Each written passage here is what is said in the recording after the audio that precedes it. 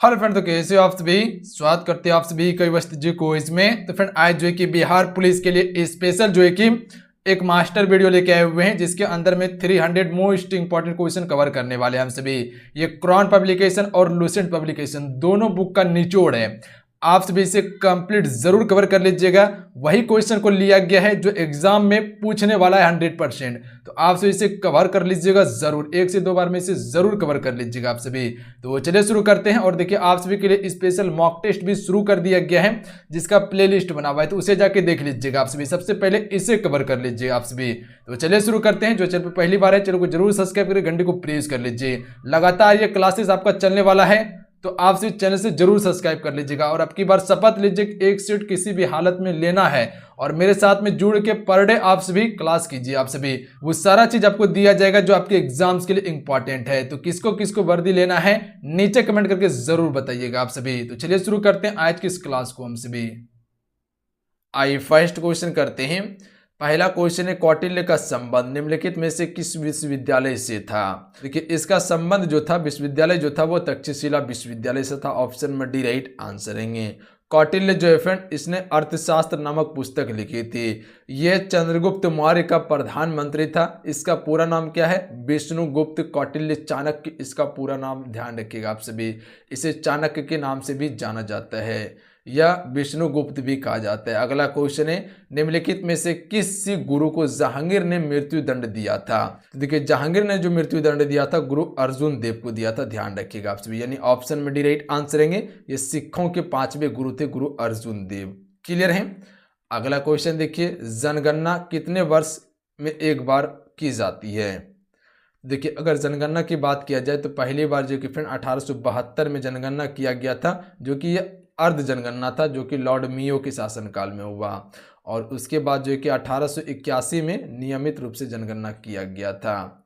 और हर एक वर्ष जो है कि 10 वर्ष पर जनगणना किया जाता है। तो ऑप्शन में डी राइट आंसर रहेंगे।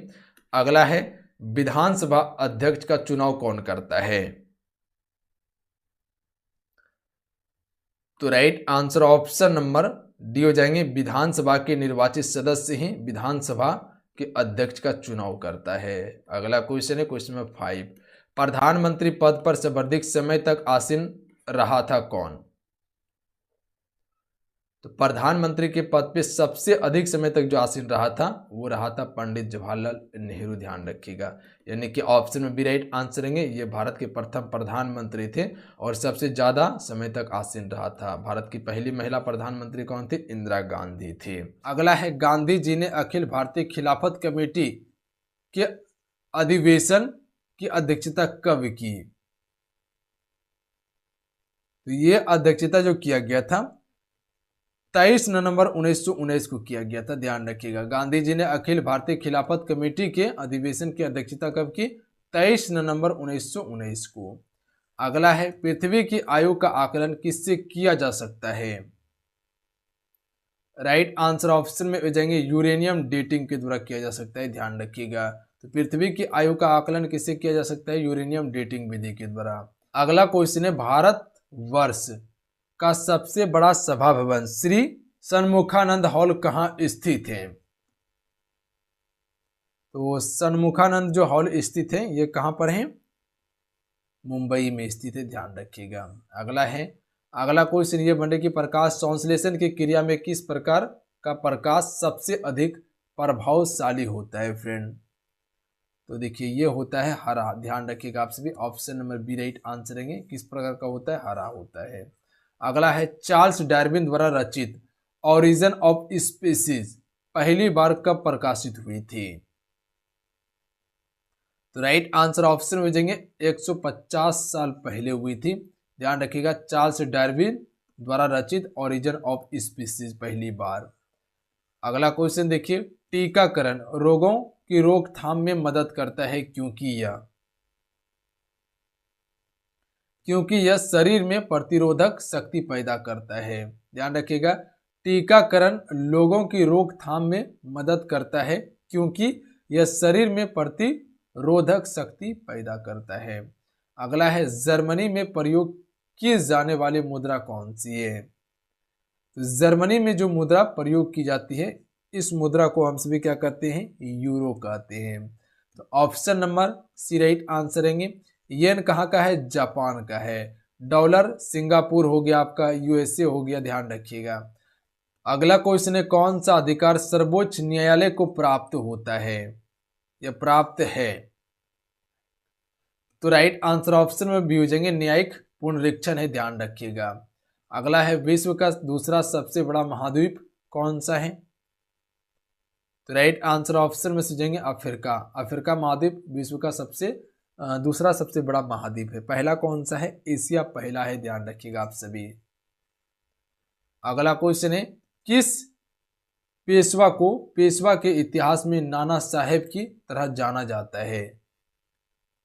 बालाजी बाजीराव को, ध्यान रखिएगा, बालाजी बाजीराव को पेशवा के इतिहास में नाना साहेब के तरह जाना जाता है। अगला है, यदि आप गोलकुंडा किला को देखना चाहते हैं तो निम्नलिखित में से किस राज्य में आपको जाना पड़ेगा? देखिए, गोलकुंडा जो है वो तेलंगाना राज्य में है, पर यहाँ पर तेलंगाना नहीं दिया है तो आंध्र प्रदेश को ही टिक करना उचित होगा। ऐसे तो तेलंगाना ही उचित होना चाहिए, पर ऑप्शन अगर ऐसा क्वेश्चन अगर पूछ लिया जाता है आप सभी से तो ऑप्शन को देख लीजिएगा, तेलंगाना इसका सही आंसर होगा। अगला है, मांग अनुदान कब बन जाती है? देखिए, मांग अनुदान जो बन जाती है, मांग स्वीकार हो जाने के बाद ही बन जाती है। तो ऑप्शन में सी राइट आंसर रहेंगे। याद रहेगा आप सभी को, ध्यान रखिएगा, मांग अनुदान कब बन जाती है? मांग स्वीकार हो जाने के बाद मांग अनुदान बन जाती है। अगला है, किस दल ने 2 वर्ष के समय में 2 प्रधानमंत्री दिए थे? 2 वर्ष के समय में 2 प्रधानमंत्री दिए थे, किस दल ने? जनता पार्टी ने, ध्यान रखिएगा। तो option number B right answer रहेंगे। अगला है, न्यायपालिका को संविधान का संरक्षक कौन बनाता है? तो न्यायिक समीक्षा बनाता है। अगला क्वेश्चन देखिए, मानव शरीर में भारी यात्रा में आसवन दल डालने से लाल रक्त कोशिकाएं क्या होगी? सूजती और फूट जाती है, ध्यान रखिएगा। अगला क्वेश्चन है, टुंड्रा प्रकार की जलवायु का दूसरा नाम है? तो इससे हम सभी ध्रुवीय जलवायु कहते हैं, ध्यान रखिएगा। टुंड्रा प्रकार की जलवायु का दूसरा नाम क्या है? ध्रुवीय जलवायु। अगला है, राज्यसभा को भंग किया जा सकता है? तो राइट आंसर ऑप्शन में देंगे, उपर्युक्त में से कोई भी नहीं राज्यसभा को भंग कर सकता है। सबसे पहले ये समझिएगा, राज्यसभा जो है फ्रेंड ये एक अस्थाई सदन है, इसे भंग नहीं किया जा सकता है। बट लोकसभा को हम सभी भंग कर सकते हैं क्योंकि वह जो है वो अस्थाई सदन है। अगला है, आधुनिक युग की मीरा के नाम से किसे जाना जाता है? तो आधुनिक युग की मीरा के नाम से जो जाना जाता है, महादेवी वर्मा को जाना जाता है। तो ऑप्शन में बी राइट आंसर रहेंगे। अगला है, भारत का राष्ट्रीय कैलेंडर को भारत सरकार के द्वारा कब अपनाया गया?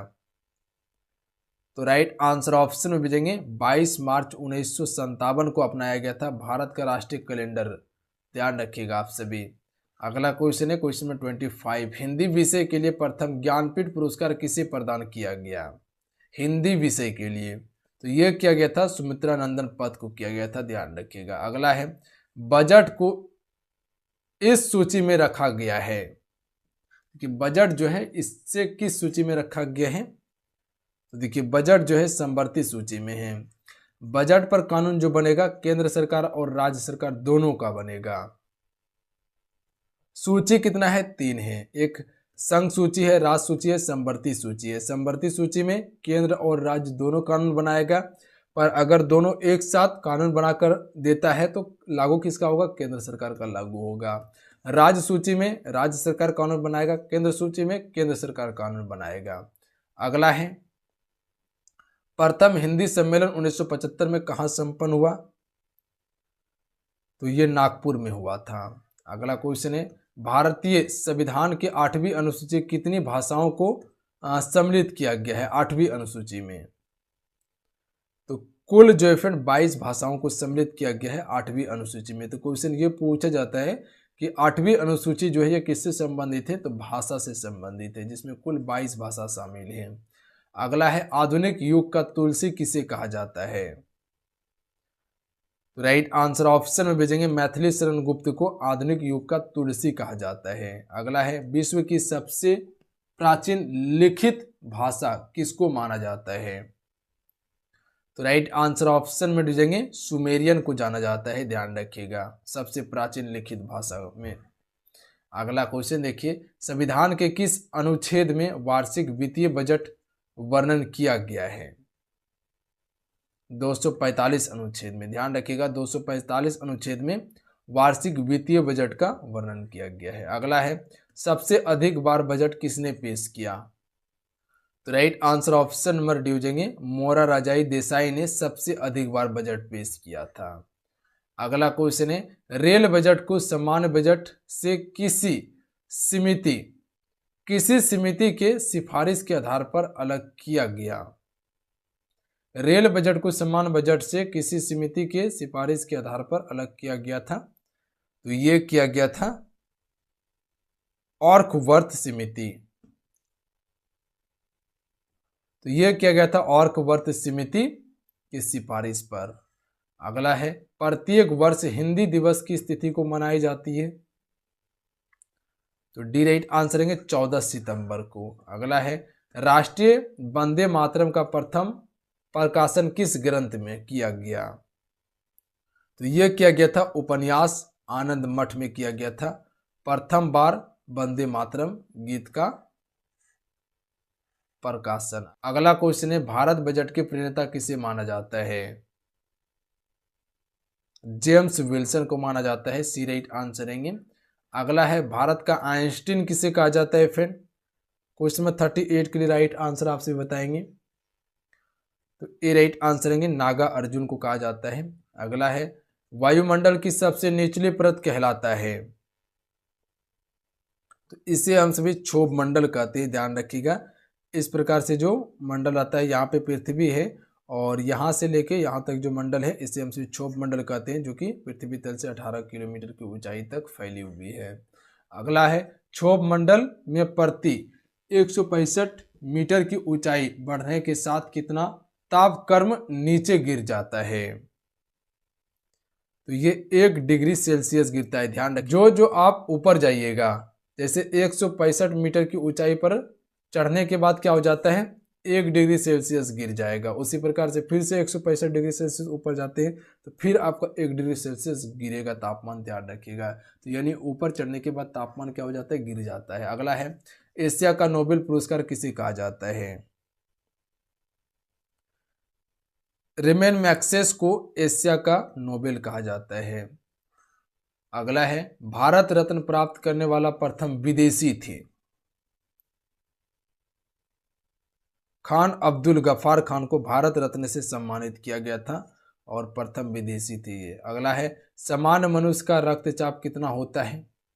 तो ये होता है 120/80 मिमी होता है, ध्यान रखिएगा।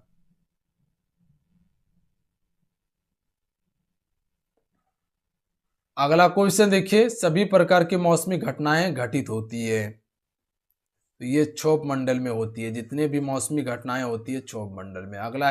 अगला क्वेश्चन है ग्रैमी पुरस्कार प्राप्त करने वाले प्रथम भारतीय थे? पंडित रविशंकर थे। अगला क्वेश्चन है संगीत के क्षेत्र का सर्वोच्च पुरस्कार है? तो राइट आंसर ऑप्शन में ए हो जाएंगे ग्रैमी पुरस्कार संगीत क्षेत्र के सर्वोच्च पुरस्कार है। अगला है संवहनीय वर्षा किस क्षेत्र में सर्वाधिक होती है? तो राइट आंसर ऑप्शन में हो जाएंगे विषुवतीय क्षेत्र में सर्वाधिक होती है संवहनीय वर्षा। अगला क्वेश्चन है RH हेक्टर की खोजकर्ता कौन थे? तो राइट आंसर ऑप्शन में हो जाएंगे लेड ईस्टनर एवं विनर के द्वारा खोजा गया था। अगला है मानव शरीर का समान ताप कितना होता है? तो देखिए मानव शरीर के समान ताप की बात किया जाए तो इसका ऑप्शन में डी राइट आंसर हो जाएंगे तीनों होगा। अगर फ़ारेनहाइट में बात किया जाए तो 98.6 फ़ारेनहाइट होता है। अगर सेल्सियस में बात किया जाए तो 37 डिग्री सेल्सियस। अगर केल्विन में बात किया जाए तो 310 डिग्री केल्विन। अगला है संस्कृत व्याकरण के जनक किसे माना जाता है? पाणिनि को संस्कृत व्याकरण का जनक माना जाता है। ऑप्शन में डी राइट आंसर रहेंगे। प्रथम बौद्ध संगीति किसके शासन काल में हुआ था? अगर इन सेट में किसी भी क्वेश्चन का आंसर पता हो तो अपना आंसर आप सभी नीचे कमेंट बॉक्स में बता सकते हैं। तो याद रखिएगा आप सभी, प्रथम बौद्ध संगीति जो हुई थी फ्रेंड वो अजातशत्रु के शासनकाल में हुई थी। कब हुआ था? 483 ईसा पूर्व में हुआ था। ध्यान रखिएगा, ईसा पूर्व। ईसा पूर्व क्या होता है? ईसा मसीह के जन्म के पहले को ईसा पूर्व कहते हैं और ईसा मसीह के जन्म के बाद को हम सभी ईस्वी कहते हैं। ईसा पूर्व और ईस्वी में फर्क आप सभी देख लीजिए क्या है।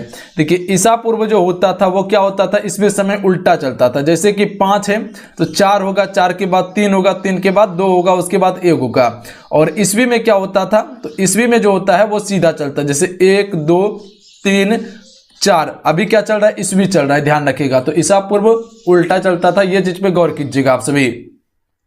और प्रथम बौद्ध संगीति जो हुआ था ये कहाँ हुआ था? राजगीर में। तो ध्यान रखिएगा आप सभी, राजगीर में प्रथम बौद्ध संगीति हुआ था फ्रेंड। और इसकी अध्यक्षता किसने की थी? तो महाकश्यप के द्वारा किया गया था। किसके द्वारा? महाकश्यप के द्वारा किया गया था, याद रखिएगा आप सभी। देखिए, कालशोक के शासनकाल में दूसरी बौद्ध संगीति हुई थी। कालशोक के शासनकाल में दूसरी बौद्ध संगीति हुई थी, कहाँ पे? वैशाली में। तो ये भी आप सभी नोट कीजिएगा, वैशाली में हुआ था। डेट क्या था इसका? 383 ईसा पूर्व। 383 ईसा पूर्व हुआ था। अध्यक्ष कौन था? सबकामी था। अध्यक्ष सबकामी था। उसके बाद अशोक के शासनकाल में तीसरी बौद्ध संगीति हुई थी। तो ध्यान रखिएगा आप सभी, अशोक के शासनकाल में तीसरी बौद्ध संगीति हुई थी। कब? 255 ईसा पूर्व में। कब हुआ था? 255 ईसा पूर्व में। कहां पे हुआ था? पाटलिपुत्र में। पाटलिपुत्र में हुआ था, ध्यान रखिएगा आप सभी। और अध्यक्ष कौन था इसका? तो मोगलीपुत्र त्रिसी इसके अध्यक्ष थे। उसके बाद जो है कि कनिष्क के शासनकाल में चतुर्थ बौद्ध संगीति हुई थी। नोट करते चलिएगा जितना फैक्ट आपको बता रहे हैं। इसके शासनकाल में चौथी बौद्ध संगीति का आयोजन किया गया था कुंडल वन में। कुंडल वन में आयोजित किया गया था और ये ईस्वी की प्रथम शताब्दी में हुआ था। ध्यान रखिएगा, ईस्वी की प्रथम शताब्दी में हुआ था। और इसके अध्यक्ष किसने की थी? वसुमित्र या अपघोष ने। किसने? वसुमित्र या अपघोष ने की थी। ध्यान रखिएगा, ये चारों बौद्ध संगीति के बारे में आपको बता दिए डिटेल से, इसे आप सभी नोट कर लीजिएगा। और देखिए, कनिष्क के समय में ही बौद्ध संगीति 2 भाग में विभाजित हो चुका था, हीनयान और महायान धर्म में विभाजित हो गया था। आइए अगला क्वेश्चन है, गुजरात में किस स्थान पर हड़प्पा की सभ्यता के अवशेष मिलते हैं फ्रेंड? राइट आंसर ऑप्शन में हो जाएंगे लोथल में मिलते हैं। ध्यान रखिएगा, लोथल कहाँ पे है? गुजरात में स्थित है। यहाँ पर हड़प्पा सभ्यता के अवशेष मिलते हैं। ध्यान रखिएगा आप सभी। इसके खोजकर्ता कौन थे फ्रेंड? रंगनाथ राव। ध्यान रखिएगा आप सभी, रंगनाथ राव इसके खोजकर्ता थे। इसकी खोज 1957 से लेकर 58 के बीच में किया गया था। ईस्वी 1957 से 58 के बीच में किया गया था। और किस नदी के तट पर है? कभी कभी पूछता है, तो भोगवा नदी के तट पर स्थित है। ध्यान रखिएगा आप सभी, भोगवा नदी के तट पर स्थित है। अहमदाबाद के गुजरात में स्थित है। अहमदाबाद जिला गुजरात में स्थित है। ध्यान रखिएगा आप सभी। क्वेश्चन क्लियर है? अगला क्वेश्चन देख लीजिए। अगला क्वेश्चन ये बन रहा है कि निम्न में से किस द्रव्य का उपयोग हड़प्पा कालीन की मुद्राओं के निर्माण में मुख्य रूप से किया जाता था? तो देखिए, टेराकोटा द्रव्य का उपयोग करते थे। ध्यान रखिएगा, मुद्रा को बनाने में। Option number A right answer है। अगला क्वेश्चन देख लीजिए। तृतीय पानीपत का युद्ध हुआ था। तो फ्रेंड आपको पता होना चाहिए, तृतीय पानीपत का युद्ध जो हुआ था अहमद शाह अब्दाली और मराठों के बीच में हुआ था। और यह कब हुआ था? 1761 ईस्वी में हुआ था। देखिए, पानीपत का 3 युद्ध हुआ था। तीनों युद्ध के बारे में बताते हैं। प्रथम युद्ध 1526 ईस्वी में। किसके बीच में? बाबर और इब्राहिम लोदी के बीच में। इस युद्ध में क्या हुआ था? बाबर का जीत हुआ और इब्राहिम लोदी का हार हुआ था और लोदी वंश समाप्त हो गया। उसके बाद मुगल वंश की स्थापना हुई थी। उसके बाद दूसरा युद्ध जो हुआ था वो अकबर और हेमू के बीच में हुआ था 1556 ईस्वी में। इस युद्ध में क्या हुआ था? अकबर का विजय हुआ और हेमू का हार हुआ था। और तीसरा युद्ध कब हुआ था? 1761 में अहमद शाह अब्दाली और मराठों के बीच में। मराठा का बुरी तरह से पराजय हुआ था और अहमद शाह अब्दाली का जीत हुआ था। तो ध्यान रखिएगा, ये तीनों युद्ध को जो कि पेपर में पूछे जाते हैं। अगला क्वेश्चन है, उस्ताद मंसूर खां किसके शासनकाल के प्रसिद्ध चित्रकार थे? राइट आंसर अब भी हो जाएंगे, जहांगीर के शासनकाल के प्रसिद्ध चित्रकार थे उस्ताद मंसूर खां। अगला क्वेश्चन देख लीजिए फ्रेंड, 1919 में अखिल भारतीय खिलाफत सम्मेलन किस स्थान पे हुआ था? तो ये हुआ था दिल्ली में। ध्यान रखिएगा, 1919 में अखिल भारतीय खिलाफत सम्मेलन जो हुआ था फ्रेंड वो कहां पे हुआ था? दिल्ली में आयोजित किया गया था। सी राइट आंसर है। क्वेश्चन क्लियर है? अगला क्वेश्चन है, किस गवर्नर के कार्यकाल के दौरान कोलकाता के विक्टोरिया मेमोरियल हॉल का निर्माण हुआ था? Right answer option number D हो जाएंगे, हॉर्डिंग के समय में फ्रेंड क्या हुआ था? कोलकाता के विक्टोरिया मेमोरियल हॉल का निर्माण हुआ था। Option number D right answer रहेंगे। अगला क्वेश्चन देख लीजिए, किसके समय में कोलकाता में प्रथम न्यायालय की स्थापना की गई थी फ्रेंड? तो फ्रेंड आप सबको पता होना चाहिए, कोलकाता में जो प्रथम न्यायालय की स्थापना जो की गई थी वो वॉरेन हेस्टिंग के समय में की गई थी, ध्यान रखिएगा। देखिए लॉर्ड हेस्टिंग अलग है और वॉरेन हेस्टिंग अलग है, ध्यान रखिएगा आप सभी। ये 1773 के तहत 1773 के रेगुलेटिंग एक्ट के तहत इसे गवर्नर जनरल बनाया गया था, ध्यान रखिएगा, बंगाल का। रॉबर्ट क्लाइव बंगाल का प्रथम गवर्नर था। लॉर्ड कैनिंग जो है फ्रेंड ये कौन थे? तो ये भारत के अंतिम गवर्नर जनरल तथा प्रथम वाइसराय थे, ध्यान रखिएगा। भारत के अंतिम गवर्नर जनरल तथा प्रथम वाइसराय लॉर्ड डलहौजी ने कुशासन नीति को अपनाया था और इसी के शासनकाल में पहली बार जो है कि 1853 में रेल लाइन बिछवाई गई थी, जो कि 34 किलोमीटर की लाइन थी मुंबई से थाने के बीच में। इसने डाक टिकट की शुरुआत की थी, प्लस में बिजली का तार भी बिछवाया था, ध्यान रखिएगा आप सभी। अगला क्वेश्चन देख लीजिए, निम्नलिखित में से किस शाम को हिंदुस्तान का तोता कहा जाता है? तो फ्रेंड आपको पता होना चाहिए, अमीर खुसरो को जो फ्रेंड हिंदुस्तान का तोता भी कहा जाता है या शाम को हिंदुस्तान का तोता भी कहा जाता है। ये भी कह सकते हैं हिंदुस्तान का तोता किसे कहते हैं? अमीर खुसरो को कहते हैं। अगला क्वेश्चन है, अमीर खुसरो का जन्म स्थान है? तो देखिए अमीर खुसरो का जो जन्म हुआ था फ्रेंड वो पटियाली में हुआ था, ध्यान रखिएगा, ए राइट आंसर रहेंगे। कहां पे हुआ था? पटियाली में। अगला क्वेश्चन है, अमीर खुसरो किसके शिष्य थे? निजामुद्दीन औलिया के शिष्य थे Amir Khusro. Option number B right answer रहेंगे, निजामुद्दीन औलिया के। अगला क्वेश्चन है, हिंदुस्तान फर्टिलाइजर्स लिमिटेड के अधीन निम्नलिखित नगरों में से कहां उद्योग स्थापित किया गया है? तो ये जो स्थापित किया गया है बरौनी में किया गया है। बरौनी कहां पे है? बिहार में पड़ते हैं, बी राइट आंसर रहेंगे। अगला क्वेश्चन है फ्रेंड, अगला क्वेश्चन ये बनने के स्वामी सहजानंद का संबंध था। तो देखिए स्वामी सहजानंद का जो संबंध था वो किससे था? बिहार के किसान आंदोलन के साथ था। Option number C right answer रहेंगे। अगला क्वेश्चन है, स्वतंत्रता पूर्व बिहार में बड़े जमींदारों की राजनीतिक शक्ति बचाने का माध्यम था। आर्थिक स्थिति को ध्यान रखिएगा, स्वतंत्रता के पूर्व बिहार में बड़े जमींदारों की राजनीतिक शक्ति बचाने का माध्यम क्या था? आर्थिक शक्ति को। Option number C right answer रहेंगे। अगला क्वेश्चन है, निम्नलिखित में से एक उत्तर भारतीय नृत्य है?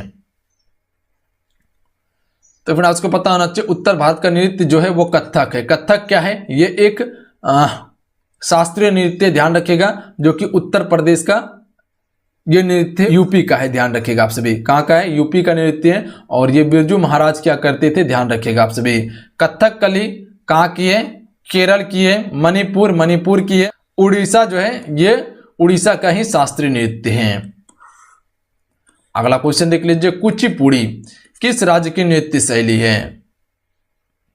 तो देखिए कुचिपुड़ी जो है ये किस राज्य की नृत्य शैली है? आंध्र प्रदेश की है, बी राइट आंसर रहेंगे। अगला क्वेश्चन है, दक्षिण भारत की नदियों में सबसे लंबी नदी है? दक्षिण भारत की लंबी नदी कौन सी है? तो फिर आपको पता होना चाहिए दक्षिण भारत की सबसे लंबी नदी है गोदावरी और उत्तर भारत की सबसे लंबी नदी कौन सी है? गंगा है, ध्यान रखिएगा आप सभी। दक्षिण भारत की बात किया जाए तो गोदावरी सबसे लंबी नदी है। अगला क्वेश्चन है, जवाहर सागर, राणा प्रताप सागर तथा गांधी सागर जलयास किस नदी पर निर्मित हैं? तो ये निर्मित है चंबल नदी पर। Option number B right answer रहेंगे। तो ध्यान रखिएगा जवाहर सागर, राणा प्रताप सागर बांध तथा गांधी सागर जलयास जो है ये निर्मित है चंबल नदी पर। अगला क्वेश्चन कर लेते हैं फ्रेंड, उत्तरी अमेरिका महाद्वीप के पश्चिम में कौन सा महासागर स्थित है? तो फ्रेंड उत्तरी अमेरिका महाद्वीप के पश्चिम में जो स्थित महासागर है प्रशांत महासागर है, ध्यान रखिएगा। प्रशांत महासागर जो है फ्रेंड ये सबसे बड़ा महासागर है। हिंद महासागर जो है ये कहाँ पे है? भारत के दक्षिण में स्थित है। अगला क्वेश्चन देख लीजिए, निम्न में से कौन सा अंडमान एवं निकोबार द्वीपों का आदिम जनजाति समूह नहीं है? तो देखिए अंडमान और निकोबार द्वीप समूह का आदिम जनजाति जो समूह नहीं है वो है कादर, ये नहीं है, ध्यान रखिएगा आप सभी। जबकि जार्वे, सेंटोनिलीज ओनगे, ये सभी जो है कि अंडमान निकोबार द्वीप समूह का आदिम जनजाति है, जबकि कादर नहीं है। देखिए कादर जनजाति जो है ये देखने को मिलता है हमें केरल राज्य में, ध्यान रखिएगा आप सभी। अगला क्वेश्चन देख लीजिए, भारत का सबसे बड़ा राज्य क्षेत्रफल में कौन सा है? तो क्षेत्रफल में सबसे बड़ा राज्य जो है वो राजस्थान है, ध्यान रखिएगा आप सभी। और सबसे छोटा कौन सा है? गोवा। तो ये दो चीज को याद रखिएगा। जनसंख्या में सबसे बड़ा राज्य कौन सा है? उत्तर प्रदेश, यूपी है। और सबसे कम कौन सा है? सिक्किम है, ध्यान रखिएगा आप सभी। सबसे अधिक जनसंख्या घनत्व किस राज्य का है? बिहार का है, ध्यान रखिएगा। और सबसे कम अरुणाचल प्रदेश का है। सबसे अधिक साक्षरता दर किस राज्य में है? केरल में है, ध्यान रखिएगा आप सभी। अगला क्वेश्चन देख लीजिए, सूर्य ग्रहण के दौरान निम्नलिखित में से कौन सा सूर्य, चंद्रमा तथा पृथ्वी की संगीत स्थिति को सही ढंग से दर्शाता है? राइट आंसर ऑप्शन में भेजेंगे सूर्य तथा पृथ्वी के बीच चंद्रमा, ध्यान रखिएगा आप सभी। देखिए सूर्य ग्रहण जब होता है तो क्या होता है? सूर्य तथा पृथ्वी के बीच में क्या आता है? चंद्रमा आता है, जो कि चंद्रमा का छाया पड़ने लगता है पृथ्वी पे। तो क्या होता है? सूर्य का किरण पृथ्वी पे नहीं पहुंच पाता है, जिसके कारण से हम सभी क्या कहते हैं? उसे सूर्य ग्रहण कहते हैं, ध्यान रखिएगा आप सभी। अगला क्वेश्चन देख लीजिए, अलकनंदा का उद्गम स्थल है। राइट आंसर ऑप्शन में जाएंगे संतोपथ। फिर संतोपथ जो है अलकनंदा का उद्गम स्थल है। अगला क्वेश्चन है, दादरा एवं नगर हवेली किस उच्च न्यायालय के क्षेत्राधिकार में आता है? तो राइट आंसर ऑप्शन में सी हो जाएंगे बंबई उच्च न्यायालय के क्षेत्राधिकार में दादरा एवं नगर हवेली, और इसके अलावा एक दमन और द्वीप भी आता है, ध्यान रखिएगा। दादरा एवं नगर हवेली प्लस में दमन द्वीप आता है बंबई उच्च न्यायालय के क्षेत्राधिकार में। अगला क्वेश्चन है, झारखंड उच्च न्यायालय की स्थापना कहां की गई थी? राइट आंसर ऑप्शन में जाएंगे रांची में इसकी स्थापना की गई थी फ्रेंड। अगला क्वेश्चन देख लीजिए, अगला क्वेश्चन ये बन कि भारतीय सशस्त्र सेनाओं का सर्वोच्च कमांडर कौन होता है? ए राइट आंसर है राष्ट्रपति होता है। अगला क्वेश्चन है फ्रेंड, भारतीय संविधान की व्याख्या करने का मुख्य अधिकारी कौन है? राइट आंसर ऑप्शन में दीजिएंगे सर्वोच्च न्यायालय है, ध्यान रखिएगा। भारतीय संविधान की व्याख्या करने का मुख्य अधिकारी कौन है? सर्वोच्च न्यायालय है। अगला क्वेश्चन है, राष्ट्रपति का निर्वाचन किस प्रकार से होता है? तो फ्रेंड आपसे को पता होना चाहिए, राष्ट्रपति का जो निर्वाचन होता है वह अप्रत्यक्ष रूप से होता है, या अप्रत्यक्ष भी कह सकते हैं। तो ऑप्शन में बी राइट आंसर है, अप्रत्यक्ष रूप से राष्ट्रपति का निर्वाचन किया जाता है। अगला क्वेश्चन देख लीजिए, राष्ट्रपति कानूनी मामलों में किससे परामर्श ले सकता है? राष्ट्रपति कानूनी मामलों में किससे परामर्श ले सकता है? तो राइट आंसर ऑप्शन में जाएंगे सर्वोच्च न्यायालय से ले सकता है। Option number D right answer रहेंगे फ्रेंड। इंपॉर्टेंट क्वेश्चन रहेंगे, ध्यान रखिएगा आप सभी। अगला क्वेश्चन कर लेते हैं फ्रेंड, भारतीय संविधान की कौन सी विशेष व्यवस्था इंग्लैंड से ली गई है? राइट आंसर ऑप्शन में हो जाएंगे संसदीय प्रणाली। फ्रेंड संसदीय प्रणाली जो है ये किस देश से ली गई है?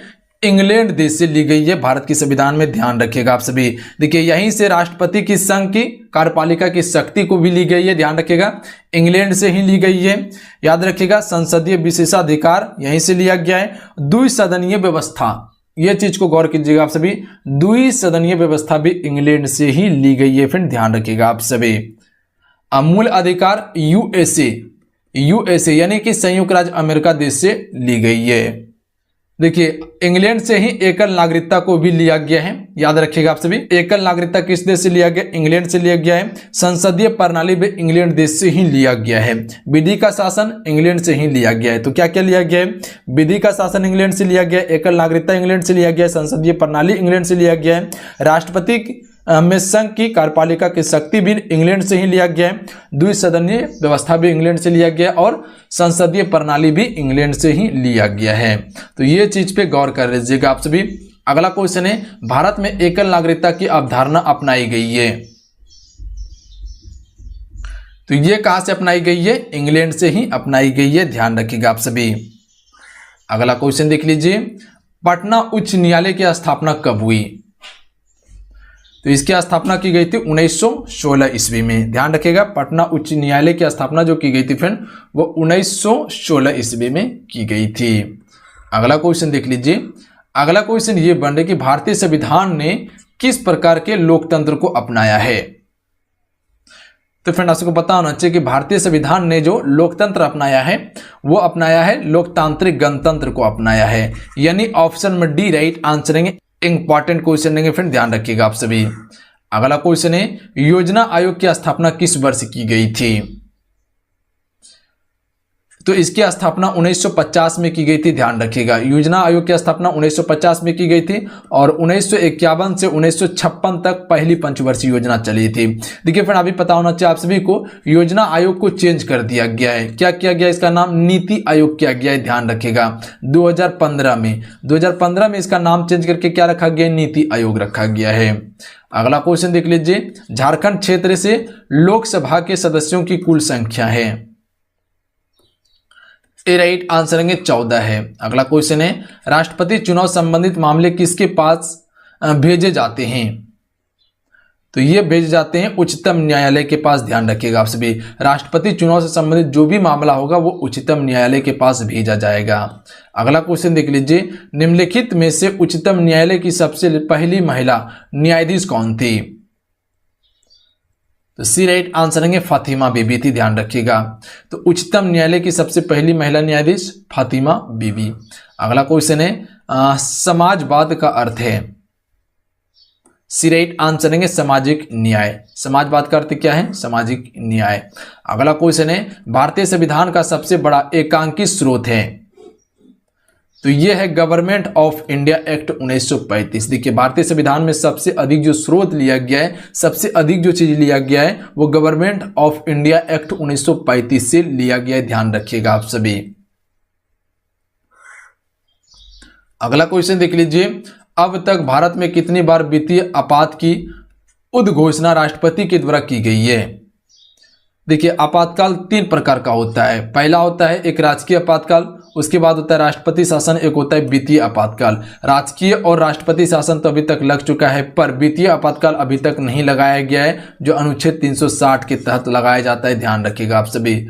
ऑप्शन में डी राइट आंसर रहेंगे। अगला क्वेश्चन है, झारखंड उच्च न्यायालय की स्थापना कहाँ की गई थी? तो इसकी स्थापना की गई है रांची में, सी राइट आंसर रहेंगे। अगला क्वेश्चन है, भारतीय संविधान सभा की संघीय शक्ति समिति के अध्यक्ष कौन थे? तो इसके अध्यक्ष थे पंडित जवाहरलाल नेहरू। अगला क्वेश्चन देख लीजिए, भारत के राष्ट्रपति का चुनाव कितने वर्षों के लिए होता है? तो ये होता है 5 वर्षों के लिए। तो भारत के राष्ट्रपति का चुनाव कितने वर्षों के लिए होता है? 5 वर्षों के लिए होता है। देखिए, भारत के राष्ट्रपति बनने के लिए उम्र क्या होना चाहिए? तो नोट कीजिएगा आप सभी, मैक्सिमम 35 वर्ष, न्यूनतम 35 वर्ष उम्र होना चाहिए, अधिकतम की कोई सीमा नहीं है। पर कार्यकाल इसका 5 वर्ष होता है। अगर यही पूछ लिया जाए उपराष्ट्रपति का कार्यकाल, इसका भी 5 वर्ष होता है, उम्र 35 वर्ष होना चाहिए। राज्यपाल बनने के लिए उम्र 35 वर्ष होना चाहिए न्यूनतम, ध्यान रखिएगा, अधिकतम की कोई सीमा नहीं है, कार्यकाल 5 वर्ष का होता है। अगर लोकसभा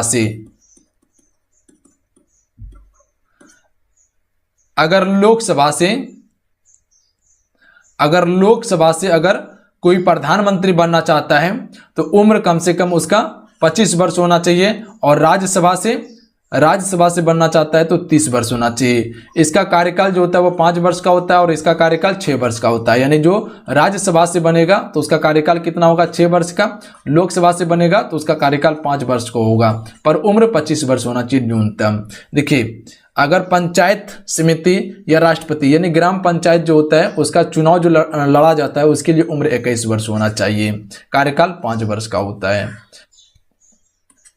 अगला क्वेश्चन है, भू प्रॉपर्टी में पाए जाने वाले विभिन्न तत्वों की मात्रा का सही अवरोही क्रम है? तो right answer option number D हो जाएंगे, ऑक्सीजन, सिलिकॉन, एल्युमिनियम, तब लोहा है, ध्यान रखिएगा। तो भू प्रॉपर्टी में पाए जाने वाले विभिन्न तत्वों की मात्रा में सही अवरोही क्रम क्या है? अवरोही क्रम का मतलब क्या होता है? घटते हुए, यानी कि सबसे अधिक जो है ऑक्सीजन है, उसके बाद सिलिकॉन है, तब एल्युमिनियम, तब लोहा है, ध्यान रखिएगा आप सभी भू प्रॉपर्टी में। अगला क्वेश्चन देख लीजिए, गंगा और ब्रह्मपुत्र नदियों का उद्गम स्थान क्रमशः स्थित है? तो डी राइट आंसर है उत्तराखंड तथा तिब्बत है, ध्यान रखिएगा। गंगा का उद्गम स्थल जो कहे तो वो उत्तराखंड है और ब्रह्मपुत्र का तिब्बत में है। Option number D right answer है। अगला क्वेश्चन है, वायुमंडल का सर्वाधिक अस्थायी तत्व है? तो राइट आंसर ऑप्शन में दीजिएंगे जलवाष्प वायुमंडल का सर्वाधिक अस्थायी तत्व है। अगला क्वेश्चन है हैदराबाद एवं सिकंदराबाद के बीच कौन सी झील स्थित है फ्रेंड? तो ये झील का नाम है हुसैन सागर, याद रखिएगा आप सभी। हुसैन सागर हैदराबाद एवं सिकंदराबाद के बीच स्थित झील है हुसैन सागर। अगला क्वेश्चन है द्वीपों सहित भारत की तटरेखा की लंबाई कितनी है? सी राइट आंसर आएंगे 7516.5 किलोमीटर जो है फ्रेंड वो द्वीप सहित भारत की तटरेखा की लंबाई है। अगर मुख्य भूमि की तटरेखा की बात किया जाए तो वो 6100 किलोमीटर है, यानी कि ये पोजीशन से लेके ये पोजीशन तक जो है फ्रेंड वो कितना है 6100 किलोमीटर है। ध्यान रखिएगा आप सभी, ये तटरेखा की बात किया जा रहा है 6100 किलोमीटर है। पर जो अंडमान निकोबार द्वीप समूह है और लक्षद्वीप समूह जो है, लक्षद्वीप समूह यहाँ पे है और अंडमान निकोबार द्वीप समूह यहाँ पे है, ये सभी को मिलाकर कितना है 7516.5 किलोमीटर है। तो याद रखिएगा आप सभी, option number C right answer रहेंगे। अगला क्वेश्चन है पूर्वी तटीय मैदान का एक अन्य नाम है, तो इसे हम सभी कोरोमंडल तटीय मैदान कहते हैं। तो पूर्वी तटीय मैदान क्या है? तो पूर्वी तटीय मैदान ये क्षेत्र आता है और इसे हम सभी कोरोमंडल तटीय मैदान कहते हैं।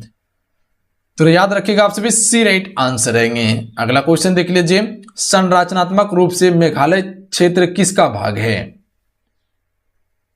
तो ये दक्कन का पठारी भाग है, ध्यान रखिएगा संरचनात्मक रूप से। ऑप्शन में बी राइट आंसर रहेंगे।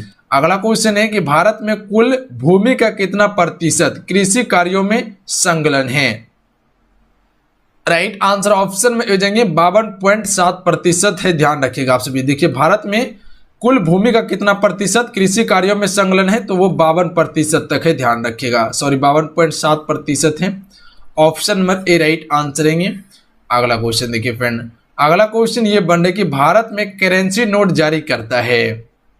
चलिए क्वेश्चन नंबर 3 के लिए आप राइट आंसर बताएंगे, भारत में करेंसी नोट जो है वो कौन जारी करता है फ्रेंड?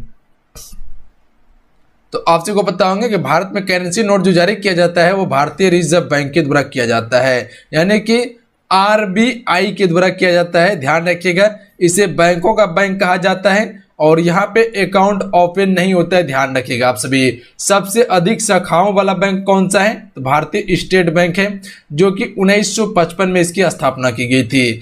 भारतीय रिजर्व बैंक की स्थापना 1935 में इसकी स्थापना की गई थी फ्रेंड, ध्यान रखिएगा आप सभी।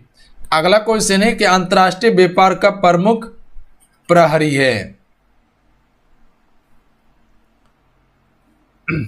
राइट आंसर ऑप्शन में जाएंगे WTO। ध्यान रखिएगा, अंतर्राष्ट्रीय व्यापार का प्रमुख प्रहरी जो है वो WTO है। अगला क्वेश्चन है कि सरकार द्वारा पुरानी मुद्रा को समाप्त कर नई मुद्रा चलाना कहलाता है। तो इसे हम सभी विमुद्रीकरण कहते हैं।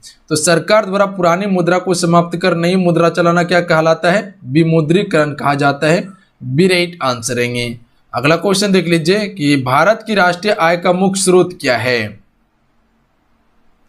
तो राइट आंसर ऑप्शन में भेजेंगे सेवा क्षेत्र। देखिए भारत की राष्ट्रीय आय का मुख्य स्रोत जो है वो सेवा क्षेत्र है और सेवा क्षेत्र का सबसे अधिक योगदान है। प्राथमिक क्षेत्र में क्या आता है? कृषि आता है, यानी कि प्राकृतिक का जो भी चीज है वो प्राथमिक क्षेत्र में आता है। और द्वितीय क्षेत्र में क्या आता है? जैसे कि आपका कारखाना हो गए, उद्योग हो गए, ये सभी क्या है? द्वितीय क्षेत्र के अंतर्गत आते हैं। ध्यान रखिएगा आप सभी। और सेवा क्षेत्र क्या है? तृतीय क्षेत्र, जैसे हो गए बैंकिंग हो गए, शिक्षा हो गए, ये सभी क्या है? सेवा क्षेत्र के अंतर्गत आता है। अगला क्वेश्चन देख लीजिए, योजना काल में राष्ट्रीय आय में किस क्षेत्र का योगदान घटा है? राइट आंसर ऑप्शन में जाएंगे कृषि क्षेत्र का योगदान घटा है योजना काल में। ऑप्शन में ए राइट आंसर रहेंगे फ्रेंड। अगला क्वेश्चन है क्वेश्चन नंबर 8, वर्तमान में भारत के सकल घरेलू उत्पाद जीडीपी में कृषि क्षेत्र का योगदान कितना है? तो राइट आंसर ऑप्शन में हो जाएंगे 13.9% है। ध्यान रखिएगा। तो वर्तमान समय में भारत के सकल घरेलू उत्पाद, जिसे हम सभी जीडीपी कहते हैं, इसमें कृषि क्षेत्र का योगदान कितना है? 13.9% है। ध्यान रखिएगा, ए राइट आंसर रहेंगे। अगला क्वेश्चन देख लीजिए। अगला क्वेश्चन ये बन रहा कि वर्तमान में भारतीय राष्ट्रीय आय में किस क्षेत्र का सर्वाधिक योगदान है? तो डी राइट आंसर रहेंगे, सेवा क्षेत्र का है सबसे अधिक योगदान। ध्यान रखिएगा आप सभी। तो राष्ट्रीय आय में जो है वो किस क्षेत्र का योगदान सबसे अधिक है? सेवा क्षेत्र का है। अगला क्वेश्चन है कि ऋग्वेद के किस मंडल में आर्यों एवं अन आर्यों के बीच हुए प्रसिद्ध दशराज युद्ध का वर्णन मिलता है? राइट आंसर ऑप्शन में सीखेंगे सप्तम मंडल में मिलता है, ध्यान रखिएगा आप सभी, सी राइट आंसर है फ्रेंड। अगला क्वेश्चन देख लीजिए कि निम्न में से किस शासक ने अवनीति को जीतकर मगध का हिस्सा बना दिया? राइट आंसर ऑप्शन में सीखेंगे शिशुनाग ने। देखिए शिशुनाग ने अवनीति को जीता और उसके बाद क्या किया, इसने मगध का हिस्सा बना दिया था, ध्यान रखिएगा। मगध का संस्थापक किसे माना जाता है? बिंबिसार को माना जाता है, ध्यान रखिएगा। और इसी का पुत्र था अजातशत्रु। बिंबिसार बौद्ध धर्म के अनुयायी थे, ध्यान रखिएगा आप सभी। और इसी का पुत्र कौन था? अजातशत्रु था। और इसके समय में पहली बौद्ध संगीति राजगीर में आयोजित की गई थी 483 ईसा पूर्व में। अगला क्वेश्चन है कि शाक राजवंश के किस राजकुमार ने एक महान धर्म की स्थापना की थी फ्रेंड? तो राइट आंसर ऑप्शन में भेजेंगे सिद्धार्थ ने किया था, ध्यान रखिएगा। सिद्धार्थ ने बौद्ध धर्म की स्थापना की थी, याद रखिएगा आप सभी। इसका पूरा नाम क्या है? गौतम बुद्ध सिद्धार्थ है, जिसे हम सभी बचपन में इसे सिद्धार्थ के नाम से जानते हैं। और ज्ञान प्राप्ति होने के बाद इसे बौद्ध कहा गया था, गौतम बुद्ध के नाम से ये प्रसिद्ध हुए थे। जिसे ज्ञान की प्राप्ति बौद्ध गया में हुआ था, बोधि वृक्ष के नीचे में। वर्धमान महावीर कौन थे? तो ये जैन धर्म के 24वें और अंतिम तीर्थंकर थे, जिसके समय में जैन धर्म शीर्ष पे था। जैन धर्म का संस्थापक कौन था? तो ऋषभ देव था, ध्यान रखिएगा आप सभी। अगला क्वेश्चन है कि जैन धर्म श्वेतांबर एवं दिगंबर संप्रदायों में कब विभाजित हुआ था? तो देखिए जैन धर्म जो है वो दो भाग में विभाजित हुआ था। पहला हुआ श्वेतांबर और उसके बाद दिगंबर संप्रदायों में विभाजित हुआ था। तो ये हुआ था चंद्रगुप्त मौर्य के समय में, ध्यान रखिएगा आप सभी। जब चंद्रगुप्त मौर्य के समय में जैन धर्म का पहला संगीति आयोजित किया गया था, उसी समय जो है कि जैन धर्म दो भाग में विभाजित हुआ था, श्वेतांबर एवं दिगंबर संप्रदायों में। तो याद रखिएगा आप सभी, ऑप्शन में ए राइट आंसर है। और बौद्ध धर्म भी जो फ्रेंड जो कि वो दो भाग में विभाजित हुए थे कनिष्क के समय में, ईस्वी की प्रथम शताब्दी में हुए थे। कौन कौन से भाग में हुए? तो हीनयान और महायान धर्म में हुए थे। अगला क्वेश्चन देख लीजिए कि निम्नलिखित शासकों में से किसने बौद्ध धर्म को संरक्षण प्रदान नहीं किया? तो राइट आंसर ऑप्शन में दीजिएंगे खारवेल ने। फ्रेंड खारवेल ने जो है कि बौद्ध धर्म को संरक्षण प्रदान नहीं किया था, जबकि बिंबिसार, अजातशत्रु, अशोक ये सभी जो है वो बौद्ध धर्म से संबंधित थे। अगला क्वेश्चन है कि मौर्यों के बाद दक्षिण भारत में सबसे प्रभावशाली राज्य था?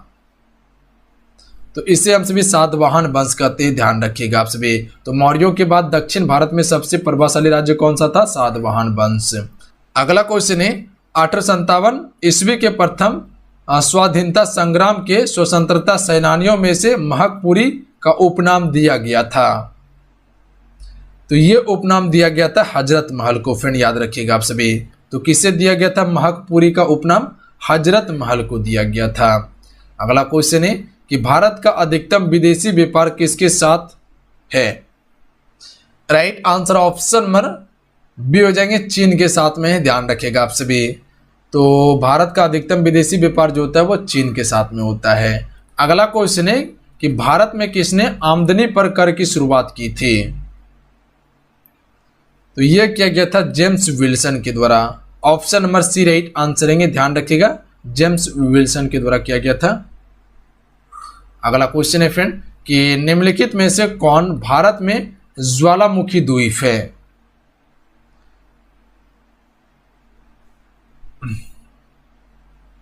तो राइट आंसर ऑप्शन में हो जाएंगे बेरन द्वीप जो है फ्रेंड, ये भारत का एकमात्र ज्वालामुखी द्वीप है, ध्यान रखिएगा आप सभी। Option number D right answer रहेंगे, जो कि अंडमान निकोबार द्वीप समूह में है। अगला क्वेश्चन है कि विधान परिषद की एक वर्ष में कम से कम कितनी बैठक होना अनिवार्य है? तो राइट आंसर ऑप्शन में भेजेंगे 2 बैठक। देखिए विधान परिषद की एक वर्ष में कम से कम कितनी बैठक होना अनिवार्य है? 2 बैठक। अगला क्वेश्चन देख लीजिए कि मुख्यमंत्री की नियुक्ति किसके द्वारा की जाती है? तो यह नियुक्ति राज्यपाल के द्वारा की जाती है, ध्यान रखिएगा आप सभी।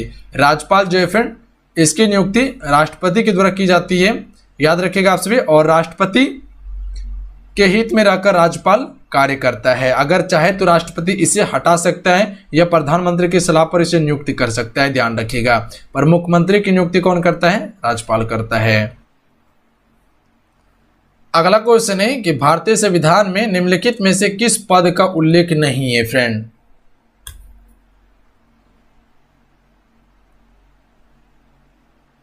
राइट आंसर ऑप्शन में दीजिएंगे उप प्रधानमंत्री का पद का उल्लेख नहीं किया गया है भारतीय संविधान में, ध्यान रखिएगा आप सभी। जबकि प्रधानमंत्री का है, राष्ट्रपति का है, उपराष्ट्रपति का है, पर उप प्रधानमंत्री का नहीं है, क्योंकि उपराष्ट्रपति जो होता है ये राज्यसभा का प्रथम सभापति होता है। अगला क्वेश्चन देख लीजिए कि राज्य की कार्यपालिका शक्ति किसमें निहित होती है? तो राइट आंसर ऑप्शन में भेजेंगे राज्यपाल में निहित होती है फ्रेंड, ध्यान रखिएगा। तो राज्य की कार्यपालिका शक्ति जो निहित होती है वो राज्यपाल में होती है। अगला क्वेश्चन देख लीजिए कि अभी तक पद पर रहते हुए कितने प्रधानमंत्रियों की मृत्यु हुई है? तो राइट आंसर ऑप्शन में भेजेंगे 3 प्रधानमंत्री की मृत्यु हुई है, ध्यान रखिएगा आप सभी। पहला प्रधानमंत्री का नाम था पंडित जवाहरलाल नेहरू, उसके बाद जो है कि दूसरा प्रधानमंत्री का नाम था लाल बहादुर शास्त्री और तीसरा प्रधानमंत्री का नाम क्या था? इंदिरा गांधी। अगला क्वेश्चन देख लीजिए कि क्षेत्रीय परिषदों का गठन किसके द्वारा किया जाता है? तो राइट आंसर ऑप्शन में हो जाएंगे राष्ट्रपति के द्वारा किया जाता है फ्रेंड। अगला क्वेश्चन देख लीजिए कि प्रिंस ऑफ वेल्स का भारत में आगमन कब हुआ? तो इसका आगमन हुआ था 1921 ईस्वी में। तो प्रिंस ऑफ वेल्स का भारत में आगमन कब हुआ था? 1921 ईस्वी में। अगला क्वेश्चन है कि किस वर्ष में संयुक्त राज्य अमेरिका ने स्वतंत्रता अपने को घोषित किया? राइट आंसर ऑप्शन में समझेंगे 1776 ईस्वी में घोषित किया था, ध्यान रखिएगा आप सभी।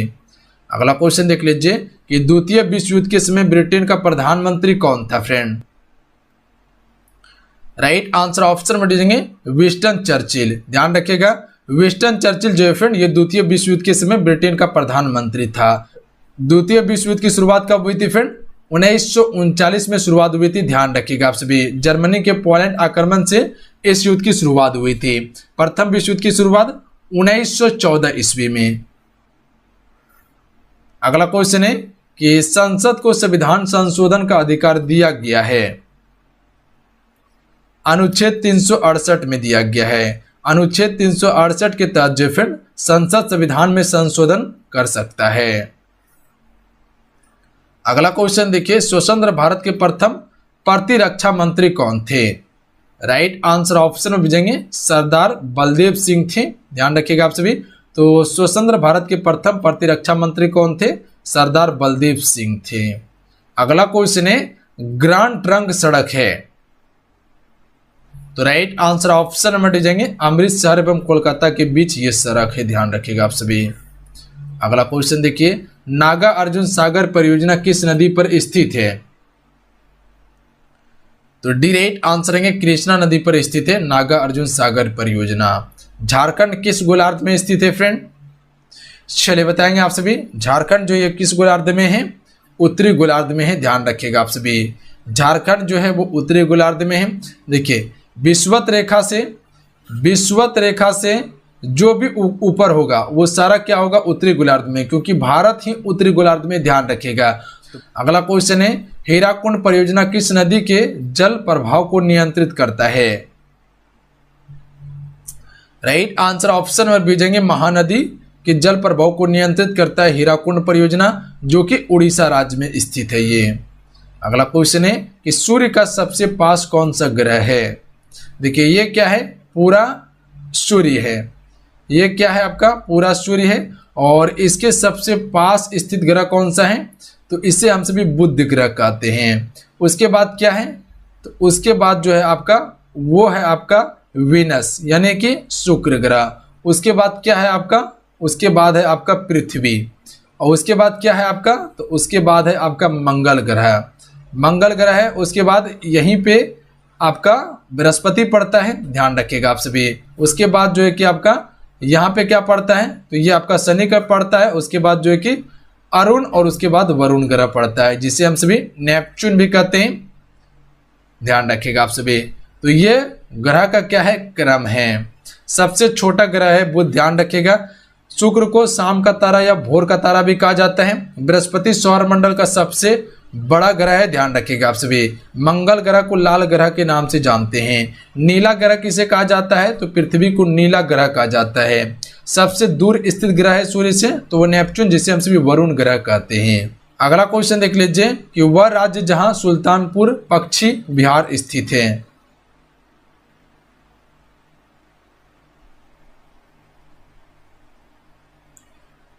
राइट आंसर ऑप्शन में से जाएंगे गुड़गांव में है, ध्यान रखिएगा आप सभी।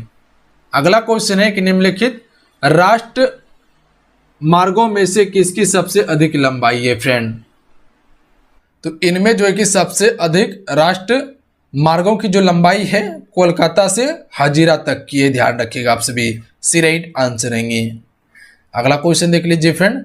अगला क्वेश्चन ये बन रहा है कि किस आंदोलन का नेतृत्व करने के लिए मार्टिन लूथर किंग को जाना जाता है फ्रेंड। तो राइट आंसर ऑप्शन में भेजेंगे रंगभेद के विरुद्ध आंदोलन का नेतृत्व करने के लिए मार्टिन लूथर किंग को जाना जाता है। बी राइट आंसर है। अगला क्वेश्चन है कि चौथी बौद्ध सम्मेलन किसके शासनकाल में आयोजित हुआ था। तो अभी आपको बताए थे कि चतुर्थ बौद्ध संहिता में बौद्ध धर्म दो भागों में विभाजित हो चुके थे, हिनयान और महायान धर्मों में। तो यह जो हुआ था कनिष्क के शासनकाल में हुआ था, ईस्वी की प्रथम शताब्दी में। Option number C right answer रहेंगे। अध्यक्ष वसुमित्र थे उसके। अगला क्वेश्चन है कि चालुक्य शासक पुलकेशन द्वितीय ने किसको हराया था। तो हर्षवर्धन को हराया था नर्मदा नदी के तट पर, ध्यान रखिएगा आप सभी। अगला क्वेश्चन है अलबरूनी डैश के कला अवधि का एक इतिहासकार था। तो आप सबको पता होना चाहिए अलबरूनी के द्वारा एक पुस्तक लिखी गई थी जिसे हम सभी किताब उल हिंद कहते हैं, और ये महमूद गजनवी के शासनकाल में भारत आए थे, ध्यान रखिएगा। देखिए महमूद गजनवी ने भारत पर लगातार 17 बार आक्रमण किया था। 1001 से आक्रमण शुरू किया, लगातार इसने 1027 तक आक्रमण किया था। 1027 तक आक्रमण किया था, और सबसे चर्चित आक्रमण जो था फ्रेंड इसका 1025 का आक्रमण था, जो कि सोमनाथ के मंदिर पर आक्रमण किया था। वहां पर क्या किया उसने, मंदिर को तोड़ दिया था, और जो भी वहां पे धन था उसे लूट के लेके चल गया था, और वहां का जो मूर्ति था उसे तोड़ दिया गया था। शंकर भगवान का मूर्ति है, ध्यान रखिएगा आप सभी। अगला क्वेश्चन देख लीजिए। विजयनगर साम्राज्य के पूर्व उत्थान काल में विजयनगर की यात्रा करने वाले इतालवी पर्यटक कौन था। तो राइट आंसर ऑप्शन में जाएंगे निकोलस कोंटी था, ध्यान रखिएगा, जो कि कृष्णदेव राय प्रथम के शासनकाल में भारत आया था। अगला क्वेश्चन है कि निम्नलिखित शासकों में से गुलाम वंश से संबंधित रखने वाला कौन था। तो फ्रेंड सबसे पहले आप सबको पता होना चाहिए कि गुलाम वंश की स्थापना 1206 ईस्वी में कुतुबुद्दीन ऐबक के द्वारा किया गया था, और यहीं से दिल्ली सल्तनत की शुरुआत हुई थी, ध्यान रखिएगा आप सभी। कुतुबुद्दीन ऐबक कौन था, तो ये मोहम्मद गौरी का गुलाम था, ध्यान रखिएगा। और कुतुबुद्दीन ऐबक के ही द्वारा कुतुब मीनार की नींव रखी गई थी फ्रेंड। 2.5 दिन झोपड़ा नामक मस्जिद का भी निर्माण करवाया था इसने। और कुतुबुद्दीन ऐबक की जो मृत्यु हुई थी वो चौगान खेलते समय घोड़े से गिरकर हुई थी। तो देखिए इल्तुतमिश जो है फ्रेंड वो गुलाम वंश से संबंधित है, क्योंकि इल्तुतमिश जो थे ये कुतुबुद्दीन ऐबक के गुलाम या दामाद कह लीजिए, और इसी ने कुतुब मीनार के कार्य को पूरा करवाया था। नींव किसने रखा था, कुतुबुद्दीन ऐबक ने, पर पूरा किसने करवाया, इल्तुतमिश ने करवाया था। और इसे गुलाम वंश का वास्तविक संस्थापक भी कहा जाता है। इसी की पुत्री थी रज्जा सुल्तान, जो कि दिल्ली की पहली महिला शासिका बनी थी, और इसने बागडोर संभाली थी। अगला क्वेश्चन देख लीजिए। गोवा राज्य की राजधानी पणजी किस नदी के किनारे स्थित है।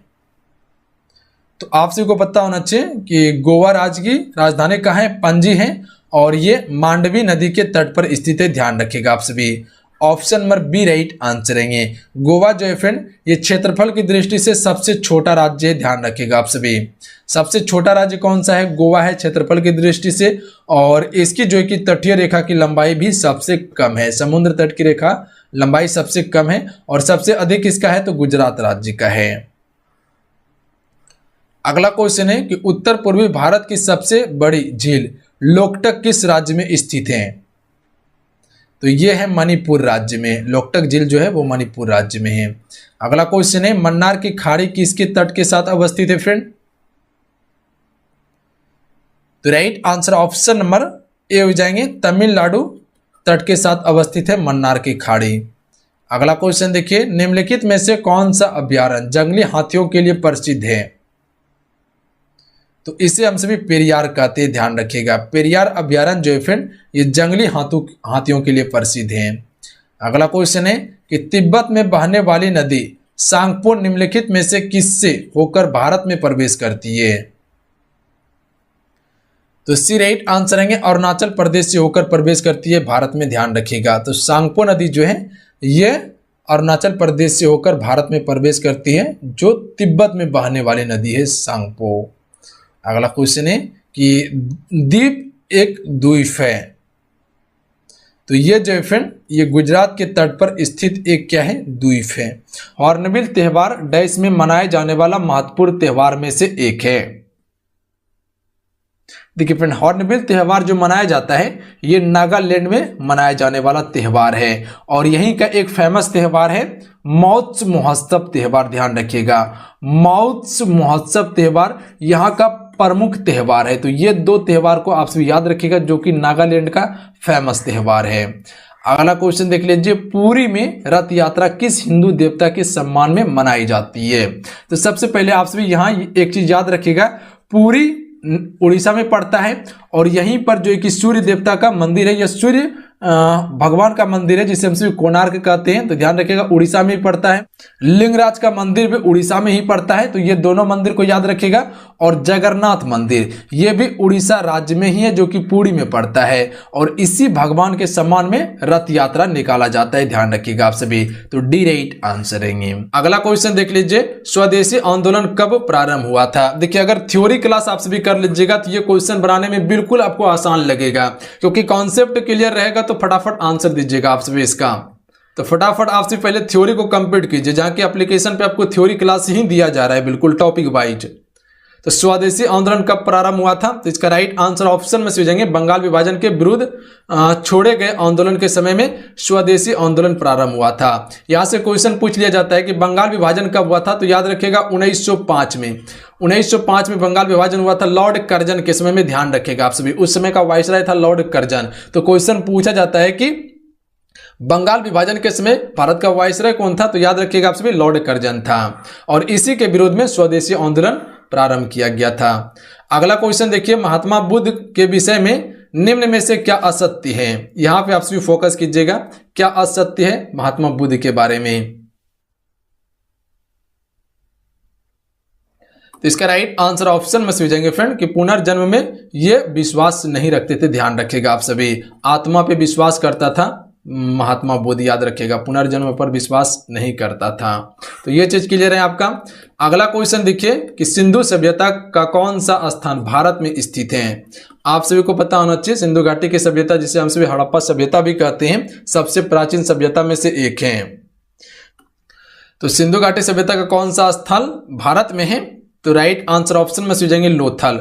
ध्यान रखिएगा आप सभी, लोथल कहां पे है? अहमदाबाद जिले में, गुजरात में पड़ता है, जो कि भोगवा नदी के तट पर स्थित है, याद रखिएगा आप सभी। और इसके खोजकर्ता कौन थे? रंगनाथ राव। तो क्वेश्चन भी पूछा जाता है कि लोथल की खोज किसने की थी? तो रंगनाथ राव के द्वारा किया गया था।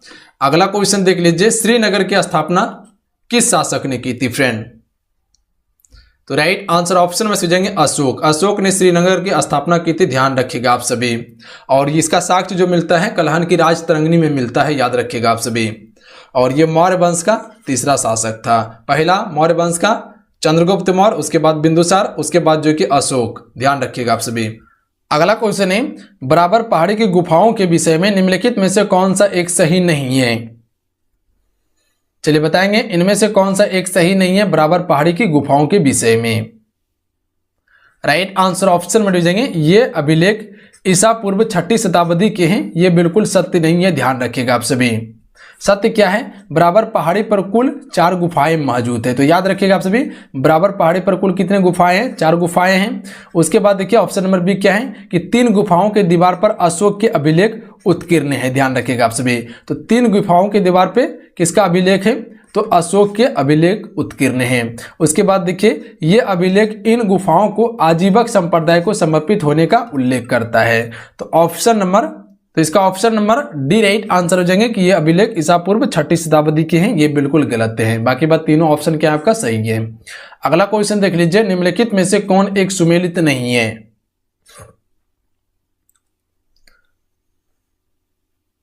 तो राइट आंसर ऑप्शन नंबर हो जाएंगे दीवाने ए रियासत, ये बलबन के द्वारा शुरू किया गया था, ये बिल्कुल सुमेलित नहीं है, ध्यान रखिएगा। दीवाने ए रियासत जो है फ्रेंड ये अलाउद्दीन खिलजी के द्वारा शुरू किया गया था। तो याद रखिएगा आप सभी, किसके द्वारा किया गया था, अलाउद्दीन खिलजी के द्वारा किया गया था फ्रेंड। बाकी बात जो है कि दीवाने ए मुश्ताक राज ये अलाउद्दीन खिलजी से संबंधित हैं। उसके बाद जो है कि दीवाने ए अमर कोही मोहम्मद तुगलक से संबंधित है। दीवान ए खैरात फिरोज तुगलक से संबंधित है, ये सभी सत्य हैं। अगला क्वेश्चन है, बुद्ध और मीराबाई के जीवन दर्शन में मुख्य साम्य था। इसका राइट आंसर ऑप्शन में से जाएंगे संसार दुखपूर्ण है, ये जो है बुद्ध और मीराबाई के जीवन दर्शन में क्या था, मुख्य साम्य था। यानी कि बुद्ध और मीराबाई के जीवन काल में ये माना गया था कि संसार क्या है, दुखपूर्ण है, यानी कि दुख से भरा हुआ है संसार। अगला क्वेश्चन देख लीजिए। अगला क्वेश्चन ये है कि भारत के किस मध्यकालीन शासक ने एकता व्यवस्था प्रारंभ की थी। तो देखिए एकता व्यवस्था जो प्रारंभ की गई थी फ्रेंड, ये किसके द्वारा की गई थी, इल्तुतमिश के द्वारा की गई थी, ध्यान रखिएगा। इल्तुतमिश कौन थे, तो ये जो है कि कुतुबुद्दीन ऐबक के दामाद, ये गुलाम कह लीजिए वो थे, ध्यान रखिएगा। इसी के द्वारा एकता व्यवस्था शुरू की गई थी। इसे गुलाम वंश का वास्तविक संस्थापक माना जाता है और इसी ने कुतुब मीनार की नींव को पूरा करवाया था। कुतुबुद्दीन ऐबक ने कुतुब मीनार की नींव रखी थी, जबकि पूरा किसने करवाया था, इल्तुतमिश ने करवाया था, याद रखिएगा आप सभी। 1206 ईस्वी में गुलाम वंश की स्थापना कुतुबुद्दीन ऐबक के द्वारा की गई थी। या फिर आपसे क्वेश्चन एक याद रखिएगा, बौद्ध धर्म से संबंधित क्वेश्चन है कि बौद्ध धर्म का संस्थापक कौन था, गौतम बुद्ध था। गौतम बुद्ध का जन्म कहाँ हुआ था, लुम्बिनी में हुआ था, जो कि नेपाल में पड़ते हैं। प्रथम उपदेश कहाँ पे दिया था, तो सारनाथ में दिया था, जो कि वाराणसी में पड़ता है। उसके बाद ज्ञान की प्राप्ति कहाँ हुआ था, तो बोध गया में हुआ था, ध्यान रखिएगा आप सभी। सबसे अधिक उपदेश की बात करें तो वो श्रावस्ती में दिया था। तो ये 3-4 फैक्ट को आप सभी याद रखिएगा। अगला क्वेश्चन देख लीजिए friend.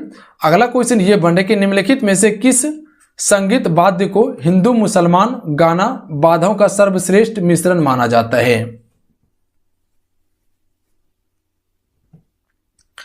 Right answer option number D हो जाएंगे सितार को माना जाता है फ्रेंड, याद रखिएगा आप सभी। अगला क्वेश्चन देख लीजिए फ्रेंड। अगला क्वेश्चन ये बन रहा है कि निम्नलिखित युग्मों में से कौन सा एक सही सुमेलित नहीं है। तो इनमें से कौन सा सुमेलित नहीं है, तो याद रखिएगा आप सभी, ऑप्शन नंबर बी हो जाएंगे। अकबर के समय में सर थॉमस रो भारत आया हुआ था, ये बिल्कुल क्या है, गलत है, ध्यान रखिएगा। सर थॉमस रो भारत जो आया हुआ था वो जहांगीर के समय में आया हुआ था। तो याद रखिएगा आप सभी, जहांगीर के समय में विलियम हॉकिंस प्लस में सर थॉमस रो आया हुआ था। उसके बाद शाहजहां के समय में टेबविनियर आया हुआ था। उसके बाद औरंगजेब के समय में मनुची आया हुआ था। तो ये सभी सत्य है, सत्य क्या नहीं है, ऑप्शन नंबर बी कि अकबर के समय में सर थॉमस रो आया था। तो याद रखिएगा सर थॉमस रो जो आया हुआ था वो किसके समय में आया हुआ था, जहांगीर के समय में। अगला क्वेश्चन कर लेते फ्रेंड। अगला क्वेश्चन ये है कि निम्नलिखित में से कौन सा भारत का सबसे नया पर्वत है। इनमें से कौन सा फ्रेंड भारत का सबसे नया पर्वत है। राइट आंसर ऑप्शन में हो जाएंगे हिमालय। अगला क्वेश्चन है, जब 2 व्यक्तियों की 2 रोगाणु कोशिकाएं यौन प्रजनन दौरान संयोजित होती है तो वे डैश बनाती है। तो ये क्या बनाती है, राइट आंसर ऑप्शन में से हो जाएंगे युग्मनज बनाती है फ्रेंड, याद रखिएगा आप सभी, सी राइट आंसर रहेंगे। अगला क्वेश्चन देख लीजिए फ्रेंड। अगला क्वेश्चन ये बन रहा है कि निम्नलिखित में से कौन सी धातु कमरे के तापमान पर तरल हो जाती है। कमरे के तापमान पर फ्रेंड कौन सी धातु जो है वो तरल हो जाती है? राइट आंसर ऑप्शन में दीजिएंगे मर्क्यूरी। फिर मर्क्यूरी जो है ये कमरे के तापमान पर तरल हो जाती है। अगला क्वेश्चन देख लीजिए कि आईसीआई बैंक के वर्तमान सीईओ कौन है?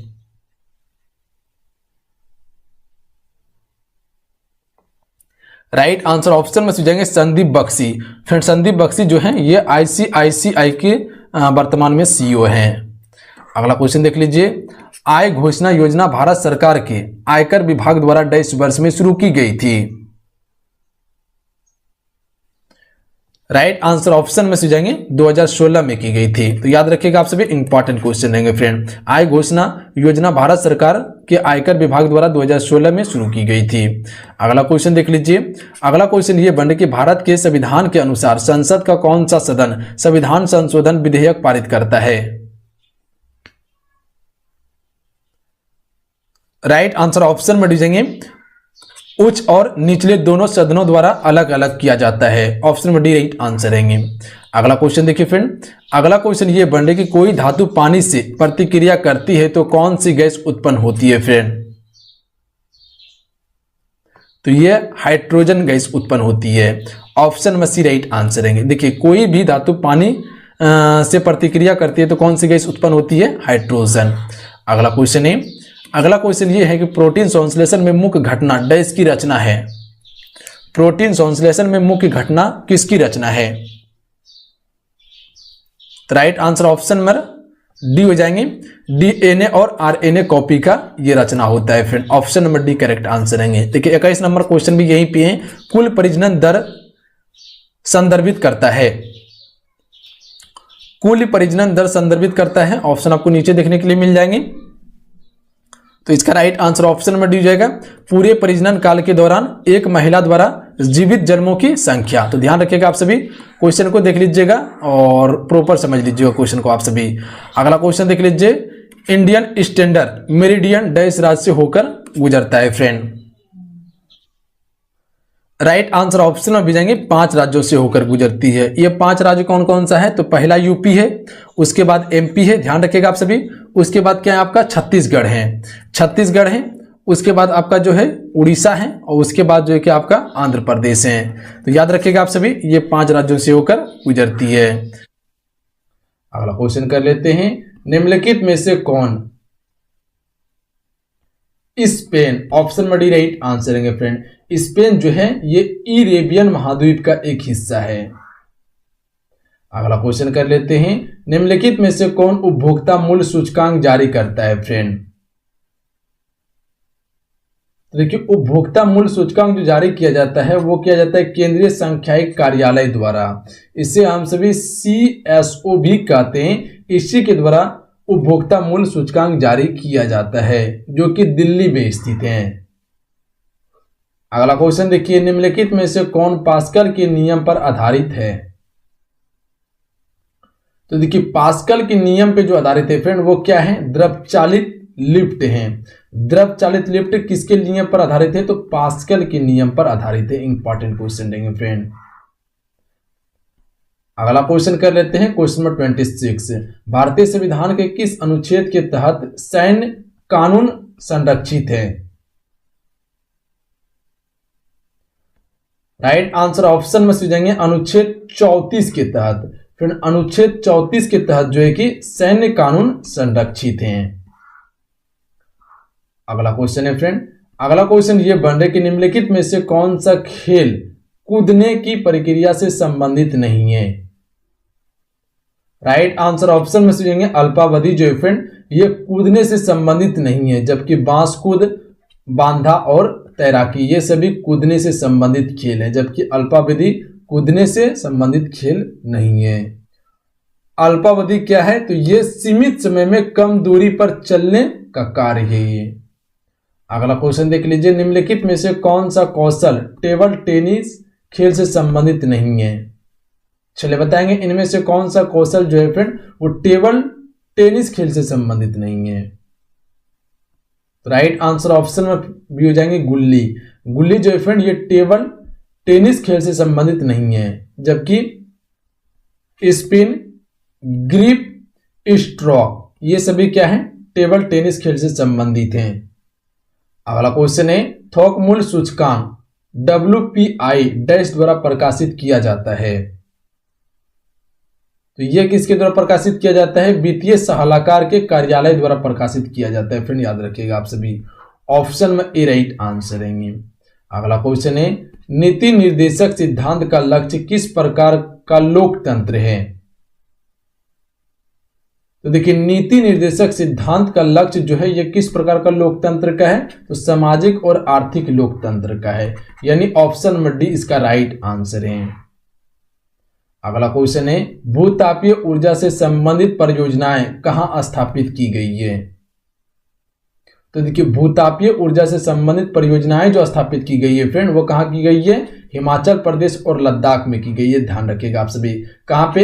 हिमाचल प्रदेश और लद्दाख में भूतापीय ऊर्जा संबंधित परियोजना स्थापित की गई है। अगला क्वेश्चन कर लेते हैं घोड़ों की दागने की प्रथा निम्नलिखित में से किसके द्वारा शुरू की गई थी? देखिए घोड़ों को दागने की प्रथा, सेना को नगद वेतन देने की प्रथा, ये सभी किसके द्वारा शुरू किया गया था? अलाउद्दीन खिलजी के द्वारा किया गया था। ध्यान रखिएगा आप सभी। अगला क्वेश्चन देख लीजिए। अगला क्वेश्चन ये बन कि भारत के संविधान में धर्मनिरपेक्ष शब्द को किस संशोधन अधिनियम के माध्यम से जोड़ा गया था? फ्रेंड चलिए बताएंगे आप सभी, किस अधिनियम के तहत जोड़ा गया था?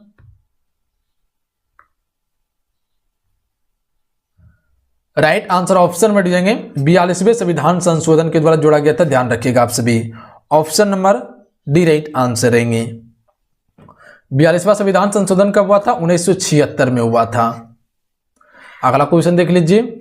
अगला क्वेश्चन ये बन रही कि आवर्त सारणी के समूह में सभी तत्वों के किसके समान होते हैं? आवर्त सारणी के समूह में सभी तत्वों किसके समान होते हैं? फ्रेंड राइट आंसर ऑप्शन में से जाएंगे संयोजी इलेक्ट्रॉन की संख्या के समान होते हैं। Option number C right answer रहेंगे। ध्यान रखिएगा आप सभी, संयोजी इलेक्ट्रॉनों की संख्या के समान होते हैं। देखिए आवर्त सारणी का जनक किसे कहा जाता है? तो मेंडलीव को कहा जाता है। अगला क्वेश्चन कर लेते हैं मनुष्यों के पाचन तंत्र में उत्सर्जित अम्ल कौन सा होता है? राइट आंसर ऑप्शन में दीजिएंगे हाइड्रोक्लोरिक अम्ल होता है। तो याद रखिएगा आप सभी, ऑप्शन में डी करेक्ट आंसर रहेंगे। आइए अगला क्वेश्चन कर लेते हैं। अगला क्वेश्चन ये बन रहे कि नीचे दिए गए कथनों में से गलत कथन का चयन कीजिए, इनमें से कौन सा गलत कथन है? राइट आंसर ऑप्शन में डी जाएंगे 17वें समूह में मौजूद तत्व क्षारीय धातु कहलाते हैं, ये गलत है। सत्य क्या है? द्वितीय समूह में मौजूद तत्व क्षारीय धातु कहलाते हैं, ये सत्य है। 18वें अथवा शून्य समूह में स्थित गैस निष्क्रिय होती है, यह भी सत्य है। पहले और दूसरे समूह के तत्व एस ब्लॉक के तत्व कहलाते हैं, ये भी सत्य है। देखिए सत्य क्या नहीं है? ऑप्शन नंबर डी कि 17वें समूह में मौजूद तत्व क्षारीय धातु कहलाते हैं, ये गलत है। यहां देखिए आप सभी, समूह 17वें तत्व को हेलोजन कहा जाता है। ध्यान रखिएगा, जिसमें कि fluorine, chlorine, bromine, iodine, statin और टेनिसिन आता है। ध्यान रखिएगा आप सभी, तो ये 17वें समूह के तत्व हैं। अगला क्वेश्चन देख लीजिए। उस प्रणाली को क्या कहते हैं जिसके द्वारा गर्भाशय में कॉपर टी रखी जाती है? राइट आंसर ऑप्शन में भेजेंगे गर्भ निरोध कहा जाता है इसे। फ्रेंड तो याद रखिएगा आप सभी, बी करेक्ट आंसर रहेंगे। आइए अगला क्वेश्चन देखिए। अगला क्वेश्चन ये बनने के निम्नलिखित में से कौन सा गुरुत्वाकर्षण का उदाहरण नहीं है? चलिए बताएंगे आप सभी, इनमें से कौन सा एक गुरुत्वाकर्षण का उदाहरण नहीं है? राइट आंसर ऑप्शन में भी जाएंगे ये ब्लैक होल के घूर्णन में सहायक है, ये बिल्कुल क्या है? गुरुत्वाकर्षण के बारे में गलत है। सही क्या है? ग्रहों के वायुमंडल को उनसे अलग होने से रोकना, ये सत्य है। तारों को आपस में जोड़े रखता है, ये भी सत्य है। चांद का उसकी कक्षा में स्थित होना, ये भी सत्य है गुरुत्वाकर्षण के बारे में। सत्य नहीं है कि ये ब्लैक होल के घूर्णन में सहायक है। अगला क्वेश्चन कर लेते हैं। अगला क्वेश्चन ये बन रहा है कि सवाल निम्नलिखित में से किस समूह से संबंधित है? फ्रेंड राइट आंसर ऑप्शन में भेजेंगे थैलोफाइटा समूह से संबंधित है। ऑप्शन में बी राइट आंसर रहेंगे। अगला क्वेश्चन देख लीजिए। किसी पिंड का भार न्यूनतम कहां पर होता है? किसी भी पिंड का भार जो है फ्रेंड वो न्यूनतम कहां पर होता है? भूमध्य रेखा पर। ए राइट आंसर रहेंगे। अगला क्वेश्चन है, संयोजकता कोश में इलेक्ट्रॉनों की संख्या उसके डैश के बराबर होती है। समूह संख्या के बराबर होती है। संयोजकता कोश में इलेक्ट्रॉनों की संख्या उसके समूह संख्या के बराबर होती है फ्रेंड। अगला क्वेश्चन देख लीजिए। अगला क्वेश्चन ये बन रहा है कि एक वस्तु का भार पृथ्वी पर अगर 6000 न्यूटन है तो चांद की सतह पर उसका भार क्या होगा फ्रेंड? राइट आंसर ऑप्शन में दीजिएंगे 1000 न्यूटन भार होगा। ध्यान रखिएगा आप सभी। देखिए पृथ्वी पर किसी वस्तु का भार अगर 6000 न्यूटन है, कितना 6000 न्यूटन है, तो चंद्रमा पर कितना होगा? 1000 न्यूटन होगा। तो गौर कीजिएगा, क्योंकि द्रव्यमान देखिएगा तो पृथ्वी की तुलना में 1/6 होता है। कोई भी चीज अगर पृथ्वी पर 6 kg वजन है तो चंद्रमा पर उसका 1 kg वजन होगा। अगला क्वेश्चन देख लीजिए। अगला क्वेश्चन ये बनने की 100 वाट का एक इलेक्ट्रिक बल्ब प्रतिदिन 8 घंटा तक उपयोग किया जाता है। बल्ब द्वारा एक सप्ताह में कितना यूनिट ऊर्जा खपत होगी? तो सबसे पहले यह समझ लीजिएगा कि 1 यूनिट बराबर कितने घंटा बल्ब जलता है। तो देखिए 10 घंटा जलता है 100 वाट का। अगर 10 घंटा लगातार 100 वाट का अगर बल्ब जलाते हैं तो 1 यूनिट खत्म होगा।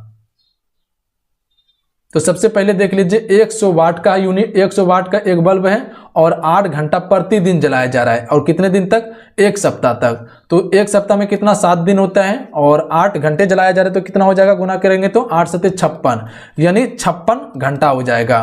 तो टोटल 56 घंटा हो जाएगा। तो हम सभी जानते हैं कि 1 यूनिट बराबर 10 घंटा होता है। तो 10 से अगर इसको भाग देते हैं, 56 को 10 से भाग दे देंगे तो कितना हो जाएगा? 5 50, 6 बच जाएगा। पॉइंट आएगा यहाँ पे तो क्या हो जाएगा? 60 आ जाएगा। तो यहाँ पे अगर 10 से फिर से इसको कटाते तो यहाँ 6 आ जाएगा, तो यानी 5.6 हो जाएगा। ऑप्शन नंबर बी इसका राइट आंसर है। ध्यान रखिएगा आप सभी। अगला क्वेश्चन ये है कि वह दर जिस पर भारतीय रिजर्व बैंक अन्य बैंकों से ऋण लेती है क्या कहलाती है?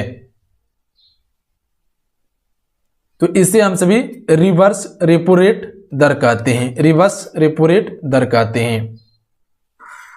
अगला क्वेश्चन देख लीजिए। बारिश के दौरान ऊर्जा का किस प्रकार परिवर्तन होता है फ्रेंड? राइट आंसर ऑप्शन में दीजिएंगे स्थितिज ऊर्जा गतिज ऊर्जा में परिवर्तित हो जाती है बारिश के दौरान। अगला क्वेश्चन है, अगला क्वेश्चन ये है कि निम्न में से कौन कोशिका विभाजन को बढ़ावा देता है? साइटोकाइनिन। साइटोकाइनिन जो है फ्रेंड ये क्या करता है? कोशिका विभाजन को बढ़ावा देता है। इंपॉर्टेंट क्वेश्चन रहेंगे। अगला क्वेश्चन देख लीजिए। अगला क्वेश्चन ये बन रहा है कि निम्न में से कौन सा ऑक्साइड अम्लीय नहीं है? इनमें से कौन सा ऑक्साइड जो है फ्रेंड वो अम्लीय नहीं है? राइट आंसर ऑप्शन में हो जाएंगे CO। कार्बन मोनोऑक्साइड जो है फ्रेंड ये अम्लीय नहीं है, जबकि SO2 sulphur dioxide, SO3 sulphur trioxide और NO2 जिसे हम सभी नाइट्रोजन ऑक्साइड भी कहते हैं, ये सभी क्या है? अम्लीय है। तो यहां देख लीजिएगा आप सभी। अगला क्वेश्चन देख लीजिए। अगला क्वेश्चन ये बन रहा है कि मनुष्यों में निषेचन किस में होता है? राइट आंसर ऑप्शन में हो जाएंगे फिलोपियन ट्यूब में होता है फ्रेंड। याद रखिएगा आप सभी। मनुष्यों में निषेचन जो होता है वो फिलोपियन ट्यूब में होता है। आइए अगला क्वेश्चन देख लीजिए। रेडोडेंड्रॉन किस राज्य का फूल है फ्रेंड? तो देखिए ये फूल जो है ये नागालैंड राज्य का है। ऑप्शन में भी राइट आंसर रहेंगे। अगला क्वेश्चन है भारत में हरित क्रांति के अग्रदूत और प्रसिद्ध कृषि वैज्ञानिक कौन है? भारत में हरित क्रांति के अग्रदूत और प्रसिद्ध कृषि वैज्ञानिक कौन है फ्रेंड?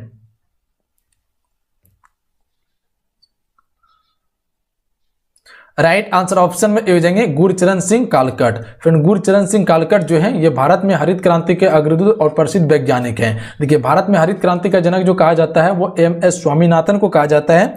और सबसे पहले हरित क्रांति की शुरुआत जो हुई थी 1966 में हुई थी, नॉर्मल बोरलॉन्ग के द्वारा शुरू किया गया था। अगला क्वेश्चन देख लीजिए। अगला क्वेश्चन ये बनने के निम्न में से किस माध्यम का अपवर्तनांक सबसे कम है? राइट आंसर ऑप्शन में जाएंगे हवा का अपवर्तनांक सबसे कम होता है फ्रेंड। अगला क्वेश्चन है खालसा पंथ की स्थापना कौन से सिख गुरु ने की थी?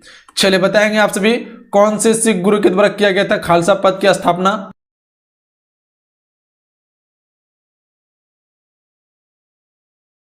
राइट आंसर ऑप्शन में जाएंगे गुरु गोविंद सिंह के द्वारा किया गया था, ध्यान रखिएगा आप सभी।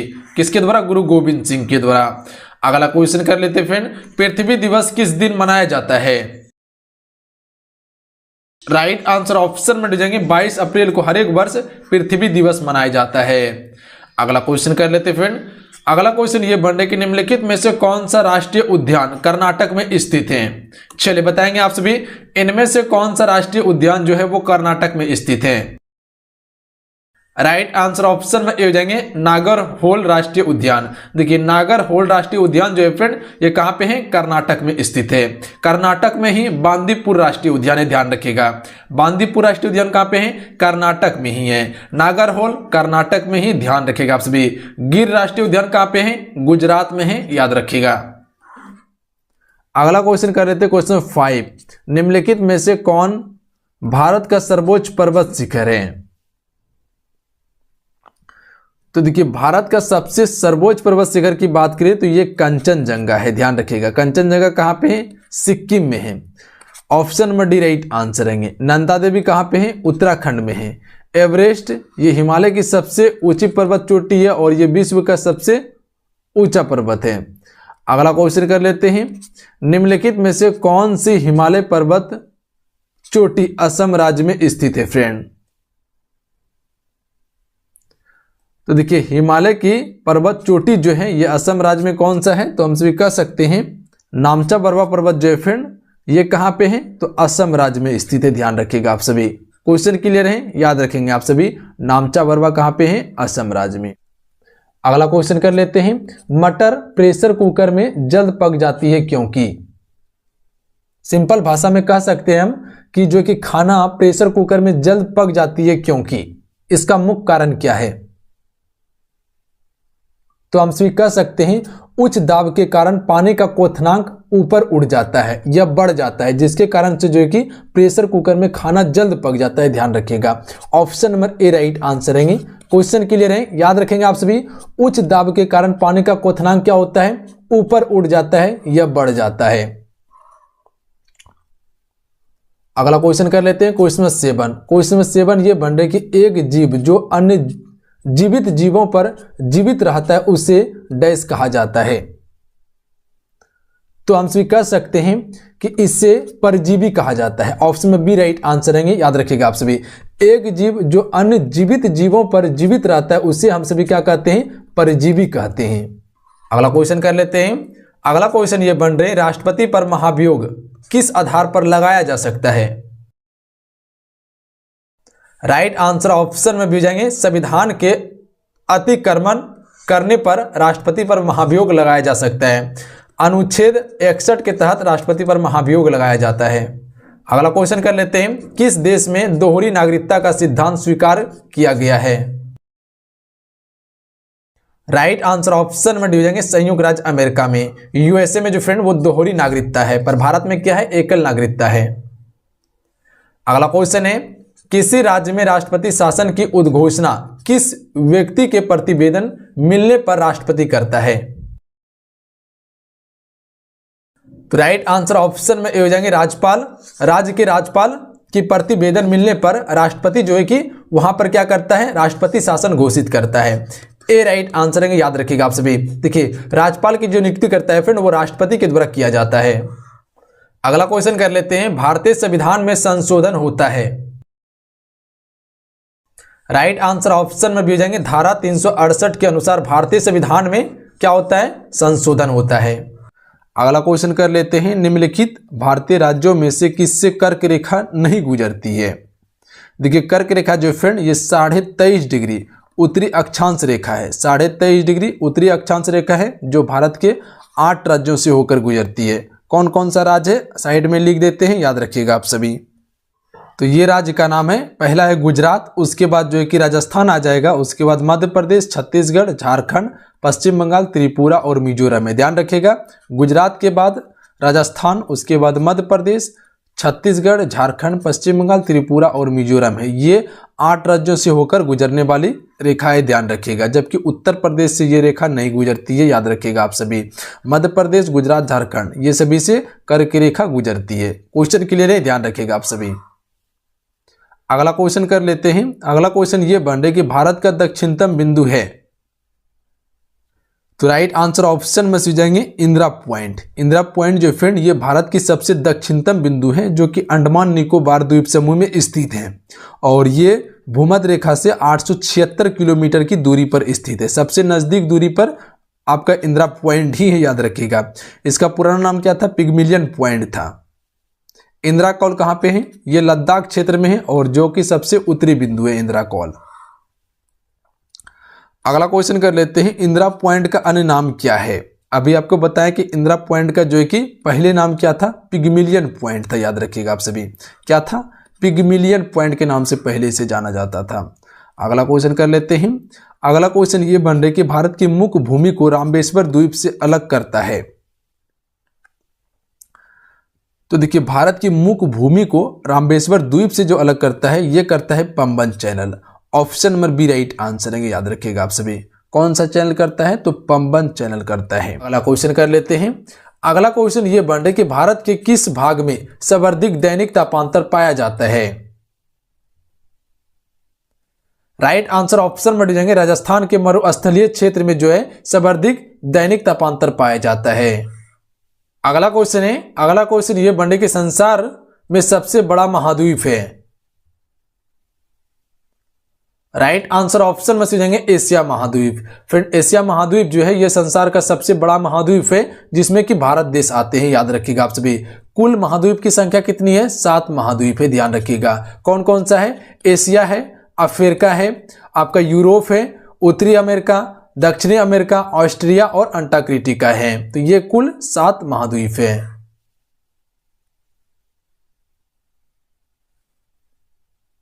अगला क्वेश्चन कर लेते हैं। निम्नलिखित नदियों में से भारत में किस पर सबसे लंबा सड़क सेतु है?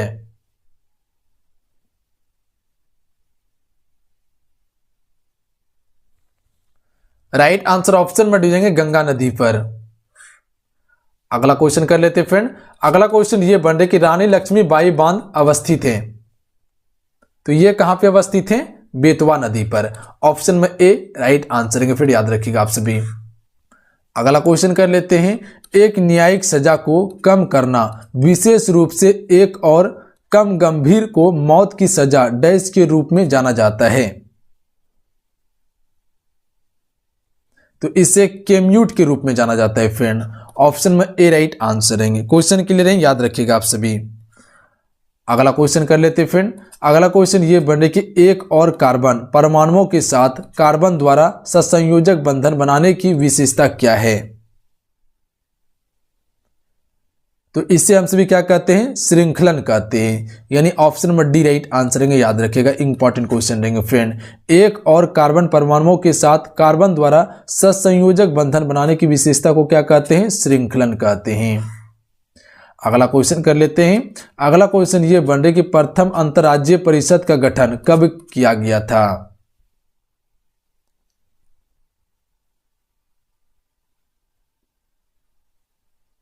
तो राइट आंसर ऑप्शन में भेजेंगे 1990 में प्रथम अंतर्राज्यीय परिषद का गठन किया गया था। देखिए फ्रेंड, अंतर्राज्यीय परिषद का जो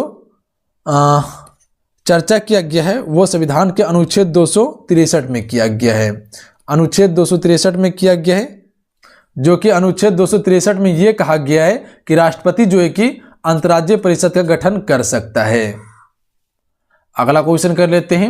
अगला क्वेश्चन ये बन रहा है कि लेपाक्षी मंदिर निम्नलिखित में से किस राज्य में स्थित है?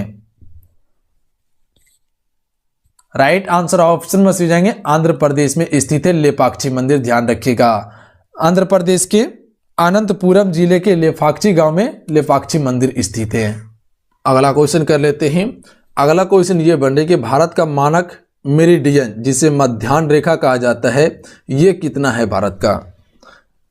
अगर सिंपल भाषा में कहा जाए कि भारत का मानक समय जो है वो क्या है? Right answer option number A हो जाएंगे 82.5 डिग्री ईस्ट, ध्यान रखिएगा। 82 डिग्री 30 मिनट ईस्ट यानी पूर्वी देशांतर है। Option number A right answer रहेंगे। देखिए, भारत का मानक समय जो है फ्रेंड ये भारत के 5 राज्यों से होकर गुजरती है। कौन कौन सा राज्य है? तो पहला आपका यूपी हो जाएंगे, उसके बाद दूसरा क्या आ जाएंगे आपका, पहला यूपी, दूसरा एमपी जिसे मध्य प्रदेश कहा जाता है, तीसरा आपका कौन सा है, छत्तीसगढ़, छत्तीसगढ़ है, ध्यान रखिएगा आप सभी। उसके बाद चौथा कौन है आपका, उड़ीसा, चौथा आपका उड़ीसा है, और पांचवा कौन है, आंध्र प्रदेश।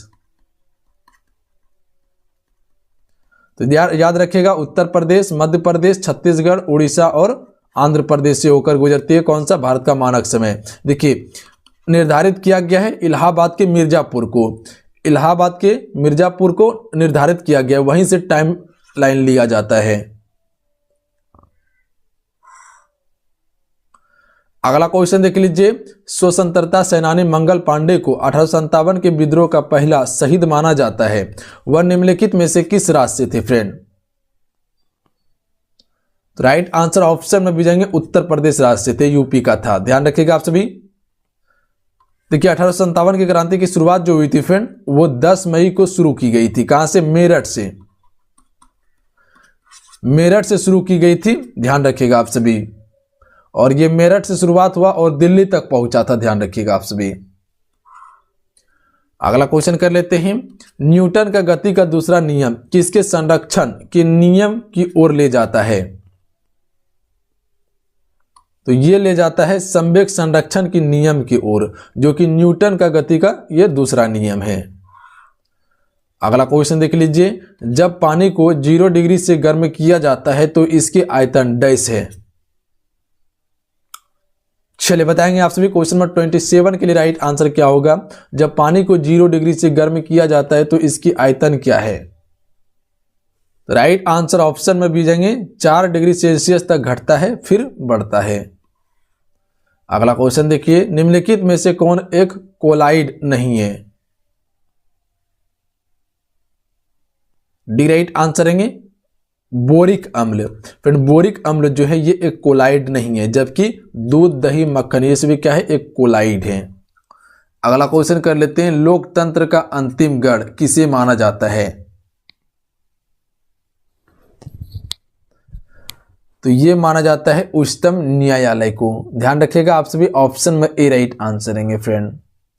अगला क्वेश्चन कर लेते हैं, निम्नलिखित में से कौन सा दुनिया का सबसे ऊंचा पठार है। तो आप सबको पता होंगे, दुनिया का सबसे ऊंचा पठार एक ही है, जिसे हम सभी तिब्बत का पठार कहते हैं, यानी ऑप्शन में बी इसका राइट आंसर है। क्वेश्चन के लिए नहीं, याद रखेंगे आप सभी, तिब्बत का पठार दुनिया का सबसे ऊंचा पठार है। अगला क्वेश्चन कर लेते हैं, अगला क्वेश्चन ये है 31 नंबर। चलिए बताएंगे आप सभी राइट आंसर क्या होगा, जिस दर पर केंद्रीय बैंक वाणिज्यिक बैंकों को उधार देती है उसे डैश कहा जाता है। तो इसे हम सभी बैंक दर कहते हैं, क्या कहते हैं, बैंक दर कहते हैं, ध्यान रखिएगा आप सभी। जिस दर पर केंद्रीय बैंक वाणिज्यिक बैंक को उधार देती है उसे हम सभी बैंक दर कहते हैं। अगला क्वेश्चन देखिए, अगला क्वेश्चन ये बन रही कि प्रति इकाई आयतन में विद्युत द्विध्रुवीय गति डैश कहलाती है फ्रेंड। तो इसे ध्रुवीकरण कहा जाता है, क्या कहा जाता है, ध्रुवीकरण कहा जाता है, ऑप्शन में डी राइट आंसर रहेंगे। अगला क्वेश्चन देख लीजिए, फलों की प्राकृतिक या स्वभाव के अध्ययन बागवानी की एक शाखा को डैश कहा जाता है। तो इसे हम सभी क्या कहते हैं, फल कृषि विज्ञान कहते हैं। अगला क्वेश्चन देखिए, अगला क्वेश्चन ये है कि निम्नलिखित में से कौन हड़प्पा स्थल नहीं है। देखिए हड़प्पा स्थल नहीं है, ऑप्शन नंबर डी कपूरथला।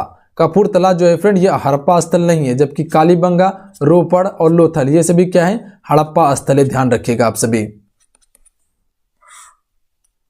अगला क्वेश्चन देख लीजिए, डैश वंश के शासन काल को भारतीय सभ्यता के स्वर्ण युग के रूप में वर्णित किया गया है। स्वर्ण युग के बारे में पूछा गया है।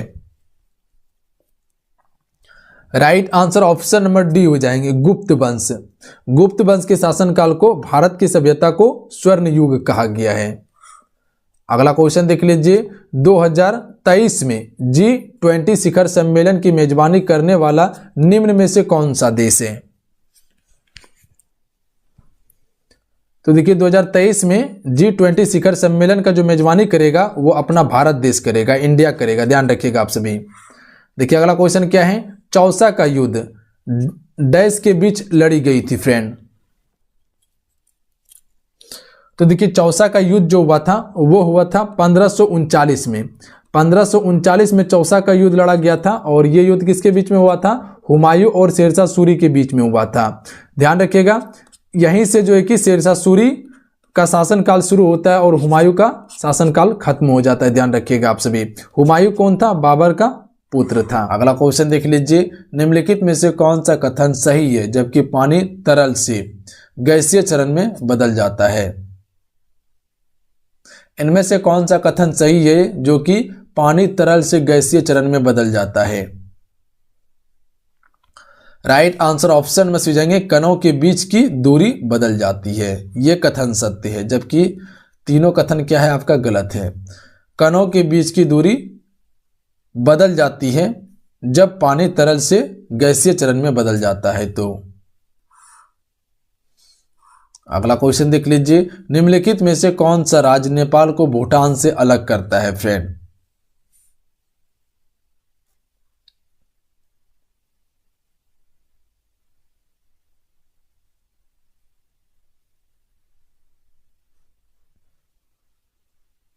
चलिए बताएंगे कौन सा राज्य जो है कि नेपाल को भूटान से अलग करता है।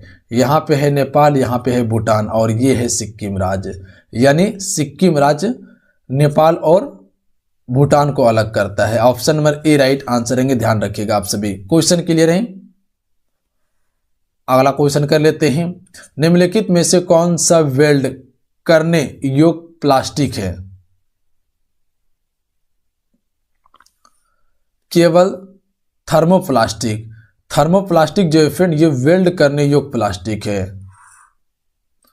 अगला क्वेश्चन देख लीजिए, भारतीय भूवैज्ञानिक सर्वेक्षण GSI के अनुसार भारत में सबसे अधिक ग्रेफाइट भंडार वाला राज्य कौन सा है। GSI के अनुसार भारत में सबसे अधिक ग्रेफाइट भंडार वाला राज्य फ्रेंड वो कौन सा है। Right answer option number B हो जाएंगे, अरुणाचल प्रदेश राज्य। यहाँ पे सबसे अधिक ग्रेफाइट का भंडार है friend. Option number B right answer रहेंगे। अगला क्वेश्चन देखिए, बालों की सेटिंग के लिए ब्यूटी पार्लर में निम्नलिखित में से किसका उपयोग किया जाता है। सल्फर का उपयोग करते हैं। बालों की सेटिंग करने के लिए ब्यूटी पार्लर में जो उपयोग किया जाता है वो सल्फर का उपयोग करते हैं। अगला क्वेश्चन कर लेते हैं। अगला क्वेश्चन ये बन रहा कि जनसंख्यायिक लाभांश क्या है। चलिए बताएंगे आप सभी, इनमें से कौन सा राइट आंसर है। जनसंख्यायिक लाभांश का अर्थ क्या है, तो हम सभी कह सकते हैं जनसंख्या के 16 से 64 वर्ष आयु वर्ग में वृद्धि। ये क्या है, जनसंख्यायिक लाभांश का कारण है। जनसंख्यायिक लाभांश का कारण क्या है, जनसंख्या के 16 से 64 वर्ष की आयु में वृद्धि। ऑप्शन में सी राइट आंसर रहेंगे। अगला क्वेश्चन कर लेते हैं, इनमें से कौन भारत के आर्थिक सर्वेक्षण को प्रकाशित करता है friend.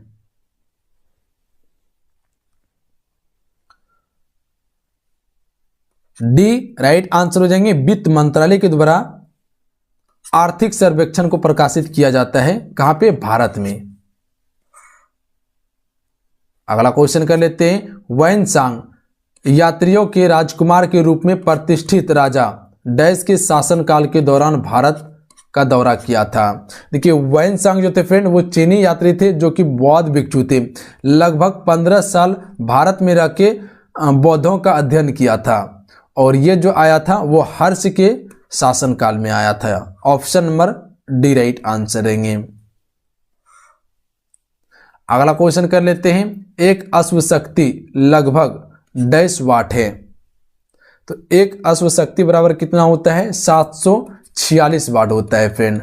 Option number D right answer रहेंगे, ध्यान रखिएगा कितना होता है, 746 वाट। अगला क्वेश्चन कर लेते हैं, कीरी बात डैश का चावल से बना एक व्यंजन है।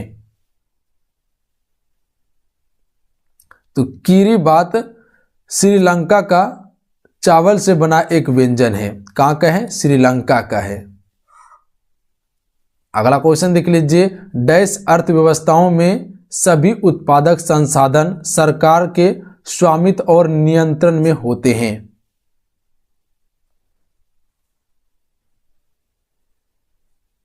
सी राइट आंसर हो जाएंगे, समाजवादी होते हैं फ्रेंड। ध्यान रखिएगा आप सभी, क्या होते हैं, समाजवादी। अगला क्वेश्चन देखिए फ्रेंड, अगला क्वेश्चन ये बन रहा है कि प्राचीन भारत में कितने शक्तिशाली महाजनपद विद्वान थे। तो देखिए प्राचीन भारत में कुल 16 महाजनपद विद्वान थे। ऑप्शन में ए राइट आंसर रहेंगे। अगला क्वेश्चन देख लीजिए, अगला क्वेश्चन ये बन रहा है कि निम्न में से किस माध्यम का अपवर्तनांक सबसे कम है। राइट आंसर ऑप्शन में सी जाएंगे, हवा का अपवर्तनांक सबसे कम होता है फ्रेंड। अगला क्वेश्चन देखिए, डैश का काल दिल्ली सल्तनत काल के रूप में जाना जाता है। देखिए दिल्ली सल्तनत की जो शुरुआत हुई थी वो 1206 से हुई थी।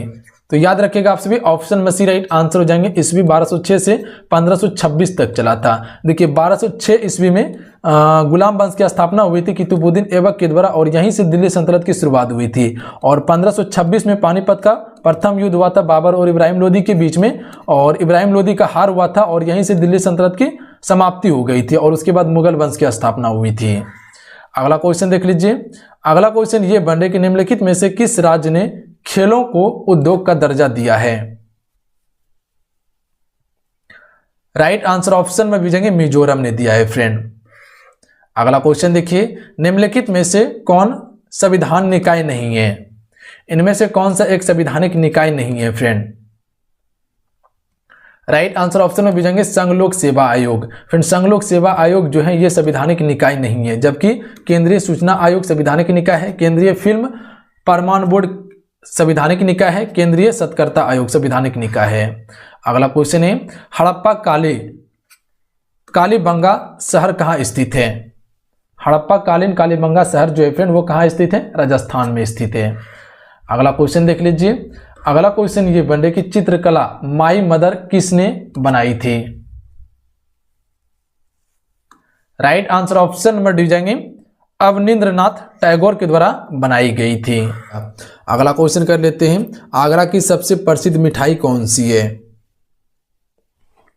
तो देखिए आगरा की सबसे प्रसिद्ध मिठाई जो है फ्रेंड वो पेठा है, ध्यान रखिएगा आप सभी। अगला क्वेश्चन कर लेते हैं, अगला क्वेश्चन ये बन रहा है कि विस्थापन की एसआई इकाई क्या है। तो देखिए विस्थापन की एसआई इकाई जो है वो मीटर होता है। ऑप्शन में ए राइट आंसर रहेंगे। क्वेश्चन क्लियर है। अगला क्वेश्चन कर लेते हैं, किस तत्व में सबसे कम आयनीकरण ऊर्जा है। चलिए बताएंगे, किस तत्व में सबसे कम आयनीकरण ऊर्जा देखने को मिलता है हमें। क्या आ जाएगा राइट आंसर, चलिए बताओगे आप सभी। राइट आंसर ऑप्शन में जाएंगे सीजियम में। फ्रेंड देखिए सीजियम में जो है कि कम आयनीकरण देखने को मिलता है, कम आयनीकरण ऊर्जा है इसमें। अगला क्वेश्चन देख लीजिए, 500 रुपये के नोट का आकार क्या है। बिल्कुल ये पेपर में प्रश्न पूछा गया है। 500 रुपये के नोट के पीछे कौन सा चित्र है, तो लाल किला चित्र है, ध्यान रखिएगा। और इसकी आकार जो है वो क्या है, 66 मिमी गुना 150 मिमी, ध्यान रखिएगा 66 गुना 150 है इसकी आकार। अगला क्वेश्चन है, बिहार सरकार ने किनके जन्म दिवस को शिक्षक दिवस के रूप में मनाने का निर्णय लिया है। राइट आंसर ऑप्शन में से जाएंगे, मौलाना अबुल कलाम आजाद